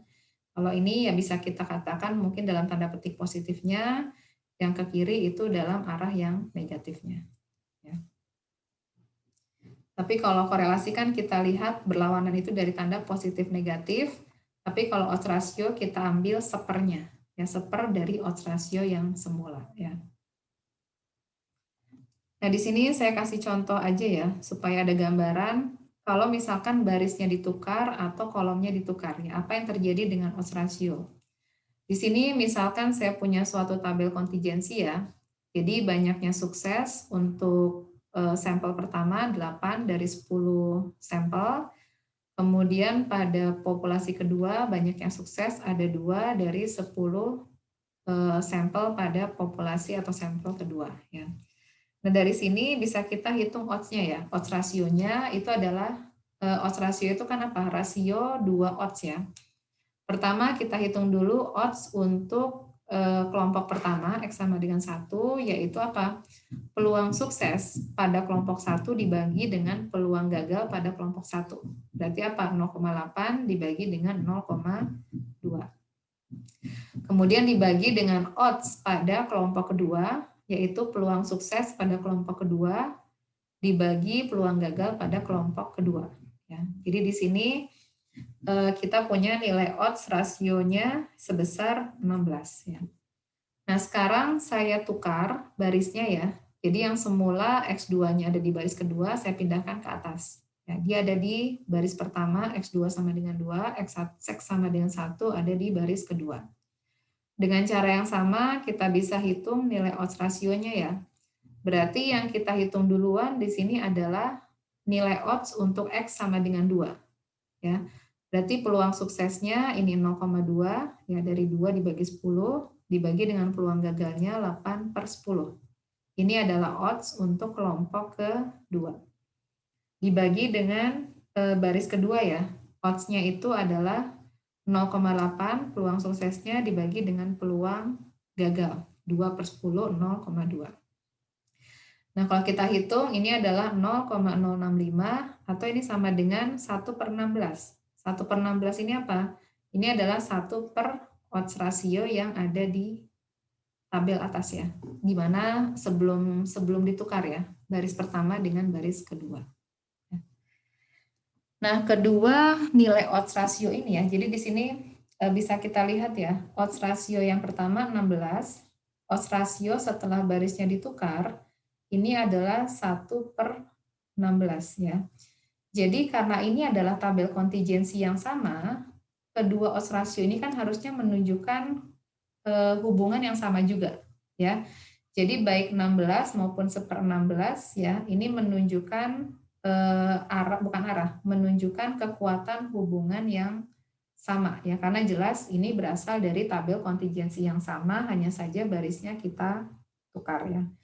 Jadi yang perlu diperhatikan apa? 16 ini adalah odds rasio di mana kita membandingkan rasio antara kelompok 1 dengan kelompok 2. Ya. Sedangkan 1/16 ini adalah odds rasio juga, tapi diperhatikan bahwa ini membandingkan kelompok 2 dibagi dengan kelompok 1. Ya. Jadi ada indeks kecil di bawah odds rasio ini, karena kita menghitung nilai odds rasionya di sini adalah kelompok 1 dibandingkan dengan kelompok 2, sedangkan tabel 2 ini adalah odds rasio bandingkan antara kelompok 2 dibandingkan dengan kelompok 1. Ya.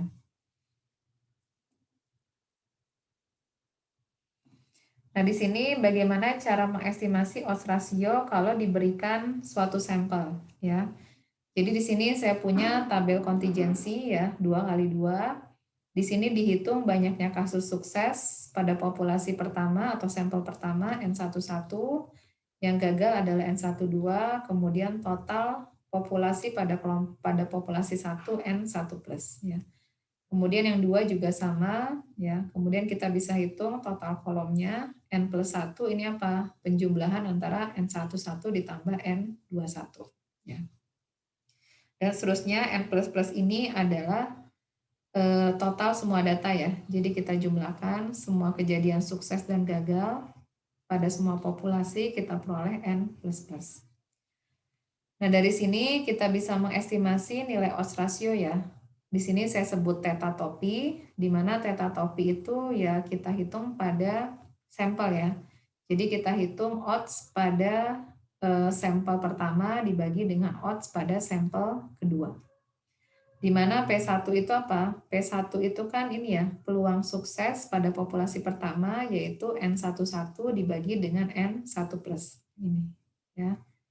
Kemudian 1 minus P1 ini apa? Ini adalah peluang gagal, ya bisa kita hitung sebagai proporsi gagal N12 dibagi dengan N1+. Ini. Dengan cara yang sama juga ya, untuk populasi kedua kita bisa hitung peluang sukses ya untuk populasi kedua N21 dibagi N2+ dibagi dengan peluang gagalnya yaitu N22 dibagi N2+, ya ini N22 dibagi dengan N2+. Nah, dari sini kalau kita sederhanakan ya, persamaan ini bisa kita sederhanakan menjadi N11 dikali N22 dibagi N12 dikali N21. Nah, dari sini kita bisa lihat ya bahwa odds ratio itu kan apa? Kita mengkalikan silang. N11 dikalikan N22 dibagi dengan N12 dikali dengan N21. Ya, jadi ini cara singkat ya. Cara singkat menghitung odds ratio kalau diberikan total data ya, total data di masing-masing sel pada tabel kontingensi tinggal kita kalikan silang ya. Jadi tidak perlu kita hitung peluang suksesnya dan peluang gagalnya, cukup kita kalikan silang total sampel ya pada masing-masing sel di sini. Nah, karena kita mengkalikan silang seperti ini, maka odds ratio itu kadang disebut juga dengan rasio perkalian silang atau cross product ratio. Nah, properti dari odds ratio ini dia mirip seperti relative risk ya. Jadi kalau kita amati distribusi sampling dari odds ratio, maka distribusinya itu dia tidak normal, tapi dia cenderung miring, skew atau skew-nya ke kanan. Ya, makanya aproksimasi normal itu tidak cocok untuk nilai odds ratio. Nah, dengan cara yang sama, di sini nilai odds ratio-nya kita ambil fungsi logaritmanya, maka nilai odds ratio yang diambil logaritmanya, maka distribusi samplingnya akan mendekati normal. Ya. Jadi di sini kalau kita punya tetanya sama dengan 1, artinya independen ya, antara X dan Y, maka kalau kita ambil nilai logaritmanya, logaritma dari 1 berapa? Sama dengan 0. Ya. Jadi kalau kita punya log odds-nya, log odds rasionya 0, ini menyatakan X dan Y-nya itu independen. Nah, ketika kita ubah ke dalam logaritma, maka si nilai odds rasionya ya, log odds-nya itu akan menjadi simetris ya. Jadi kalau saya gambarkan tadi, odds ratio itu kan nilainya 0 sampai dengan tahingga ya. Tapi dia tidak simetris karena titik tengahnya dalam tanda petik satunya kan di sini ya. Ini adalah titik yang menyatakan tidak independen. Bukan tidak independen, independen ya. Jadi 1 ini kan menyatakan independen, tetapi semakin menjauhi 1, ya entah itu ke kanan atau ke kiri, dia menyatakan hubungan yang semakin erat ya. Nah, sekarang kalau kita buat menjadi log odds ya, log odds ratio, maka sekarang intervalnya itu menjadi simetris. Ya, dia menjadi di antara minus tahingga sampai tahingga, di mana kalau 1 kita ambil log odds-nya berapa? Log 1 itu kan 0 ya. Sini 0. Ya. Jadi sekarang untuk log odds ratio itu sekarang nilainya itu ada di antara minus tahingga dan tahingga dan dia menjadi simetris ya. Jadi kalau independen itu artinya ketika log odds-nya 0, tetapi semakin menjauhi 0, entah itu ke kanan ataupun ke kiri, ini kita katakan hubungannya semakin erat atau semakin kuat ya. Kemudian properti berikutnya dari logodds ya.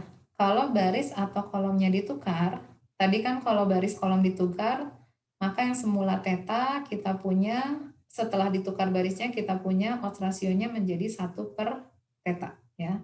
Nah, sekarang kalau kita aplikasikan dalam skala logaritma, ya berarti kan kita ambil logaritma theta, kemudian kita ambil logaritma dari 1/logaritma theta ya.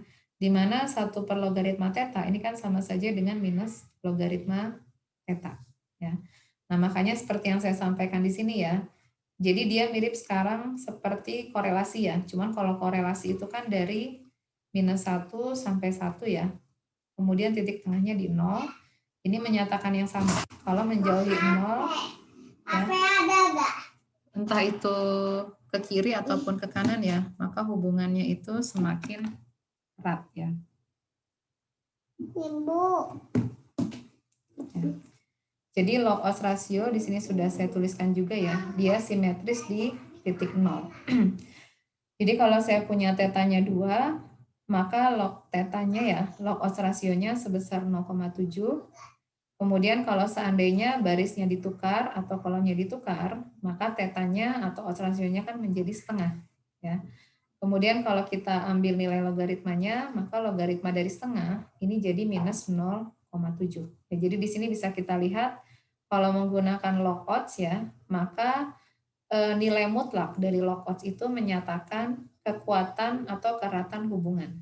Ya, jadi untuk kedua nilai theta ini ya, ini memberikan atau kedua log odds ini ya ini memberikan hubungan yang sama, cuman yang membedakan itu adalah arah hubungannya. Yang satu positif, yang satu negatif. Ya. Jadi nilai mutlak log theta itu menyatakan kekuatan hubungan. Kemudian di sini ya, karena tadi kita sudah turunkan distribusi sampling dari logaritma theta ya. Karena tadi logaritma theta sudah bisa kita aproksimasi dengan normal, maka kita bisa turunkan standar errornya logaritma theta ini adalah 1 per masing-masing total data pada sel tabel kontingensi. Ya, jadi 1 per N11 ditambah ini 1 per banyaknya kejadian sukses, banyaknya kejadian gagal. Ini banyaknya kejadian sukses pada populasi kedua, ini banyaknya kejadian gagal pada kelompok kedua. Ini adalah standar errornya. Nah, kalau standar errornya sudah kita turunkan, maka dengan mudah kita bisa bangun selang kepercayaan. Cuma dalam hal ini selang kepercayaan yang kita bangun kan untuk selang kepercayaan logaritma theta ya, karena ini adalah standar error dari logaritma theta. Nah, setelah kepercayaan logaritma theta, ini adalah logaritma theta topi ya. Theta topi itu adalah odds ratio pada sampel, ditambah plus minus, ini adalah titik kritisnya, dikali dengan standar error dari logaritma theta. Nah, tentunya yang kita ingin hitung adalah bukan logaritma theta, tapi nilai selang kepercayaan untuk tetanya itu sendiri ya, odds rasionya.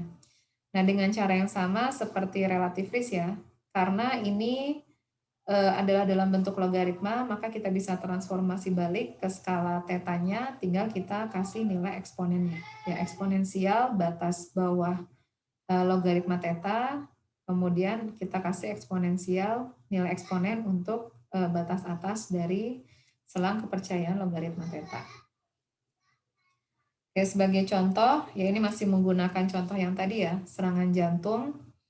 Di sini kita bisa hitung tetanya ya, theta topinya kita bisa pakai cara tadi ya, perkalian silang ya, tidak perlu kita hitung proporsi peluang suksesnya, walaupun bisa saja ya sama saja, cuman yang paling gampang kalau diberikan dalam bentuk total datanya, tinggal kita kalikan silang, 189 dikali 10, 933, dibagi dengan 104 dikali 10, 845.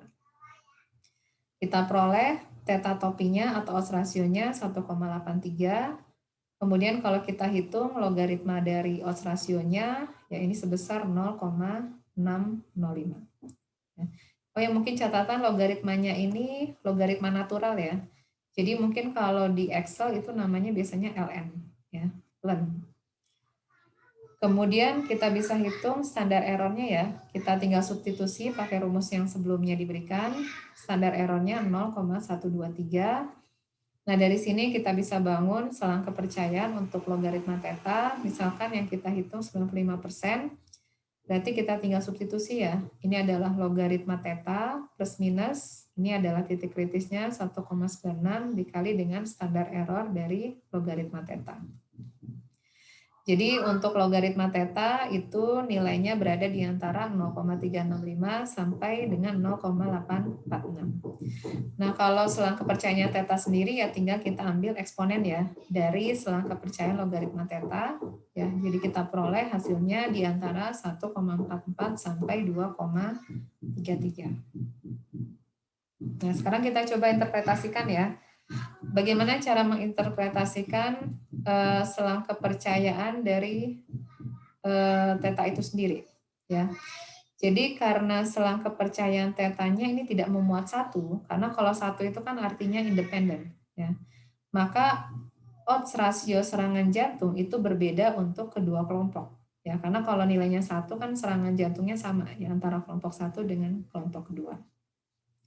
Nah, dari sini kita bisa interpretasikan bahwa odds serangan jantung itu paling tidak 44% lebih tinggi untuk kelompok placebo dibandingkan dengan kelompok aspirin. Ya. Jadi di sini odds-nya sebesar paling tidak 44%. Ya. Atau bisa juga kita tafsirkan bahwa odds mendapatkan serangan jantung untuk kelompok placebo itu 1,44 kali lipat daripada odds untuk serangan jantung pada kelompok aspirin. Jadi mirip seperti relative risk ya. Cuman hati-hati kalau relative risk itu kan kita interpretasikannya peluang ya.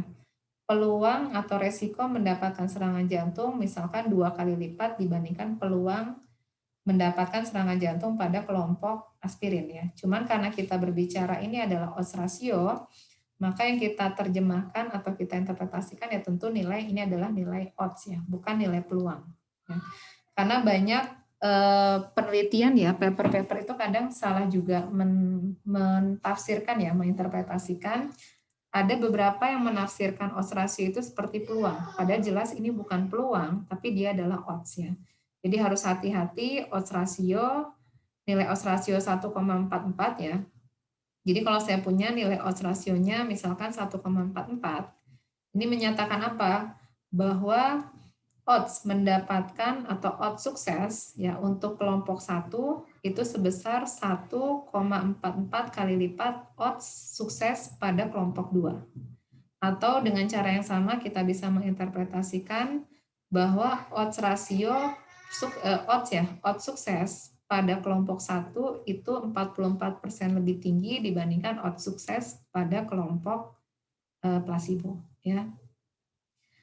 Nah, biasanya menginterpretasikan odds ratio itu lebih mudah kalau skalanya lebih besar dari 1 ya. Kalau saya punya nilai odds rasionya misalkan 0,2 ya. Gimana cara menginterpretasikannya?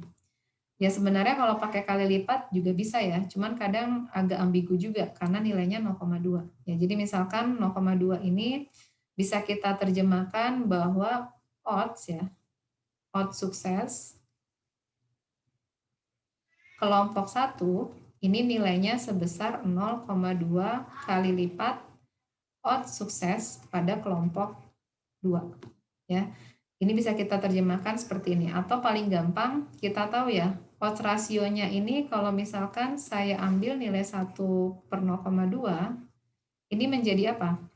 0,2 ini kan odds rasio perbandingan kelompok 1 terhadap kelompok 2. Nah, kalau saya ambil nilai 1 per 0,2, maka ini nilai odds rasio antara apa dengan apa?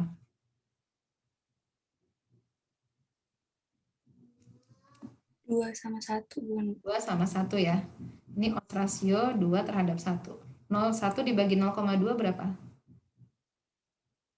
Sama dengan 5.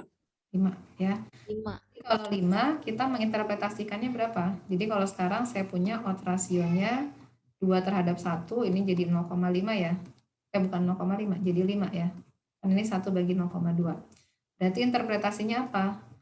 Odds sukses ya. Pada kelompok apa?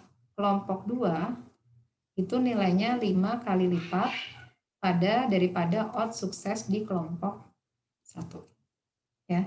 Makanya itu ya di sini menafsirkannya, makanya disebut arahnya berlawanan. Arahnya berlawanan itu dalam hal ini artinya kalau yang di sini kita bandingkan kelompok 1 dan 2, tapi kalau kita ambil 1 per, berarti yang kita bandingkan adalah kelompok 2 dan 1. Ya.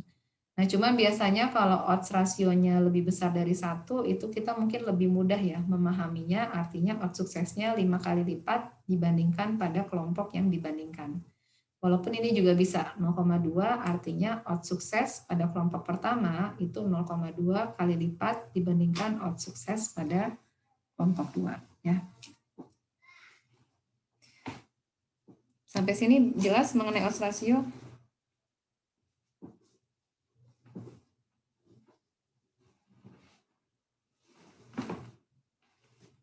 Udah jam 11 ya, mungkin satu slide lagi ya, masih ada beberapa. Oh ini, catatan di sini ya. Kalau misalkan kita punya tabel kontingensi, tapi misalkan tabel kontingensinya ada salah satu sel yang nilainya 0. Misalkan ini 0, 24, 5, 10 ya. Berapa nilai odds rasionya? Pasti nilainya berapa? Kalau ada satu sel yang nilainya 0, pasti nilai odds rasionya sama dengan 0 ya. Iya. Ya. Makanya kalau ada salah satu sel yang 0, ini jelas kita nggak bisa menggunakan odds ratio karena tidak bisa menggambarkan hubungan yang sebenarnya. Nah, biasanya kalau ada salah satu yang 0, biasanya kita tambahkan setiap selnya dengan 0,5. Jadi artinya kita buat tabel baru, berarti sekarang saya punya 0,5, 24,5, ini 5,5, ini adalah 10,5. Jadi dari sini baru kita bisa hitung nilai odds rasionya. Ya. Nah, ini formula standar kalau ya untuk menghitung odds ratio ya, kalau ada salah satu selnya yang nilainya 0. Nah, untuk standar errornya ini pada prinsipnya tidak akan berubah ya. Hanya saja ya tadi kita ganti yang semula NIJ menjadi NIJ plus 0,5. Nah, untuk contoh yang tadi ya mengenai serangan jantung, di sini estimasi theta tilde ya, ini theta tilde setelah ditambahkan 0,5 dengan nilai theta topi di mana ini nilai tetanya dihitung pada tabel kontingensi yang belum ditambahkan 0,5. Ya, jadi ini bisa kita lihat ya, tidak berbeda jauh ya ketika kita tambahkan 0,5 pada setiap selnya. Kemudian ya. Itu kita kalau ada kalau ada sel yang 0 itu kita nambahinnya 0,5 atau bisa yang lain, Bu? Sebenarnya yang lain juga bisa ya, cuman yang paling umum sih kalau di buku biasanya dia nambahnya 0,5. Ya. Nambah 1 juga bisa, cuman biasanya sih karena kalau di buku kebanyakan 0,5 sih. Yang penting penambahannya itu selalu sama ya, untuk setiap selnya jumlah penambahannya itu sama. Ya. Baik, Bu, terima kasih, Bu. Ya. Kemudian di sini kita bisa lihat ya, odds ratio dan relative risk ini saling berkaitan ya. Di mana kita tahu bahwa odds ratio, ya saya tuliskan dulu ya, odds ratio itu kan nilainya adalah P1 dibagi 1 minus P1 dibagi peluang sukses pada kelompok 2 dibagi peluang gagal pada kelompok 2. Ya. Kalau kita bagi P1 dibagi P2 ini apa? Nilai relative risk. Ya, makanya odds ratio bisa kita hitung sebagai relative risk dikalikan dengan ini karena 1 minus P2-nya di bawah kan dia bisa ke atas ya. Makanya dikali peluang gagal kelompok kedua dibagi peluang gagal kelompok ke-1. Nah, sekarang perhatikan kalau nilai P1 dan P2-nya mendekati 0, ya nilai ini mendekati 0 dan ini mendekati 0, maka apa yang terjadi dengan persamaan ini? 1 dikurangi bilangan apapun yang mendekati 0, kan nilainya jadi 1. Ini juga sama, ini mendekati 1, maka artinya apa? Ini nilainya, rasio ini menjadi kurang lebih mendekati 1. Ya. Jadi kalau P1 dan P2-nya mendekati 0, maka nilai odds rasionya akan dekat dengan nilai mendekati nilai relative risk. Tapi kalau Pi1-nya lebih besar dari Pi2. Sekarang kita bayangkan Pi1-nya lebih besar dari Pi2. Maka yang ada di atas ini akan lebih kecil ya. Nilai ini akan jadi apa? Kalau misalkan Pi1-nya lebih besar daripada Pi2, maka yang di bawah ini kan lebih kecil dibandingkan yang di atas ya. Jadi saya punya 1 Pi2 dibagi 1 minus Pi1. Kalau Pi1-nya lebih besar, maka ini kan jadi kecil ya. 1 minusnya lebih kecil dibandingkan dengan 1 minus Pi2. Ya. Makanya persamaan ini rasionya akan menjadi lebih besar dari 1. Ya enggak? Ya. Karena ini lebih besar dari 1, maka relatif risk-nya itu kan akan dikali ada semacam pembobot ya. Relatif risk kalau dikali dengan bilangan apapun yang lebih besar dari 1, ya maka otomatis apa? Nilai odds rasionya ini akan lebih besar dari relatif risk. Ya. Karena relatif risk dikali bilang, misalkan kita ambil ini nilainya 2. Ya, pada kejadian ini salah satu kemungkinannya kita punya 1 minus Pi2 dibagi 1 minus Pi1 misalkan 2. Ya, berarti artinya apa?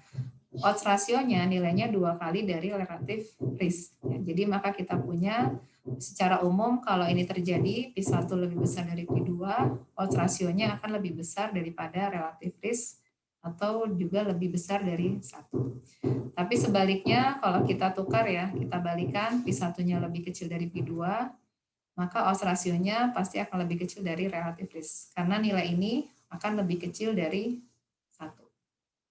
Ya. Nah, sekarang kalau kita kembali ke contoh ya, tadi kan kita hitung relatif risk-nya 1,82, kemudian odds rasionya 1,83. Ini kurang lebih mendekati ya. Kenapa? Karena tadi nilai Pi1 dan Pi2-nya itu mendekati 0. Jadi kalau kita kembali, tadi saya lupa ya, Pi1, Pi2-nya berapa di sini?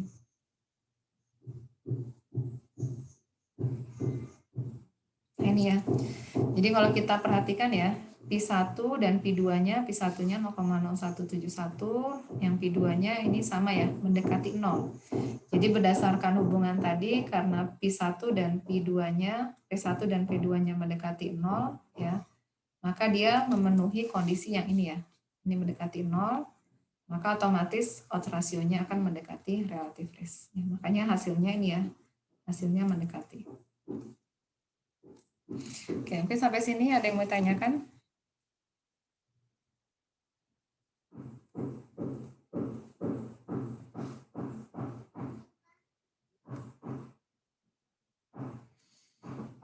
Oke, jadi hari ini sebenarnya cuma membahas hubungan ini ya, hubungan asosiasi ya pada tabel kontingensi. Nanti kita akan ketemu lagi ya odds ratio.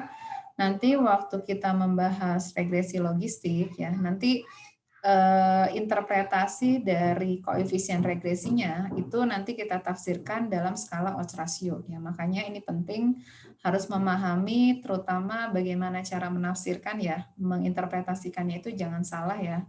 Harus bisa membedakan antara odds ratio, kemudian relatif risk, ya, kemudian tadi juga ada beda proporsi. Ya. Nanti kita akan kembali lagi ke odds ratio waktu nanti ketika kita membahas mengenai regresi logistiknya. Sudah cukup jelas? Ada pertanyaan lagi nggak? Nggak ada ya? Oke, kalau nggak ada, kita akhiri ya pertemuan hari ini. Mungkin nanti minggu depan, ini kan sebenarnya kita masih membahas tabel kontingensi yang paling sederhana ya, 2 kali 2. Nanti kita akan perluas, 2 kali 2 ini kan artinya kita hanya melihat hubungan antara dua variabel. Nah, nanti minggu depan kita akan kembangkan lagi bagaimana cara mempelajari hubungan antara 3 variabel kategorik. Ya. Jadi nanti kita punya tabel kontingensinya I kali J dikali K.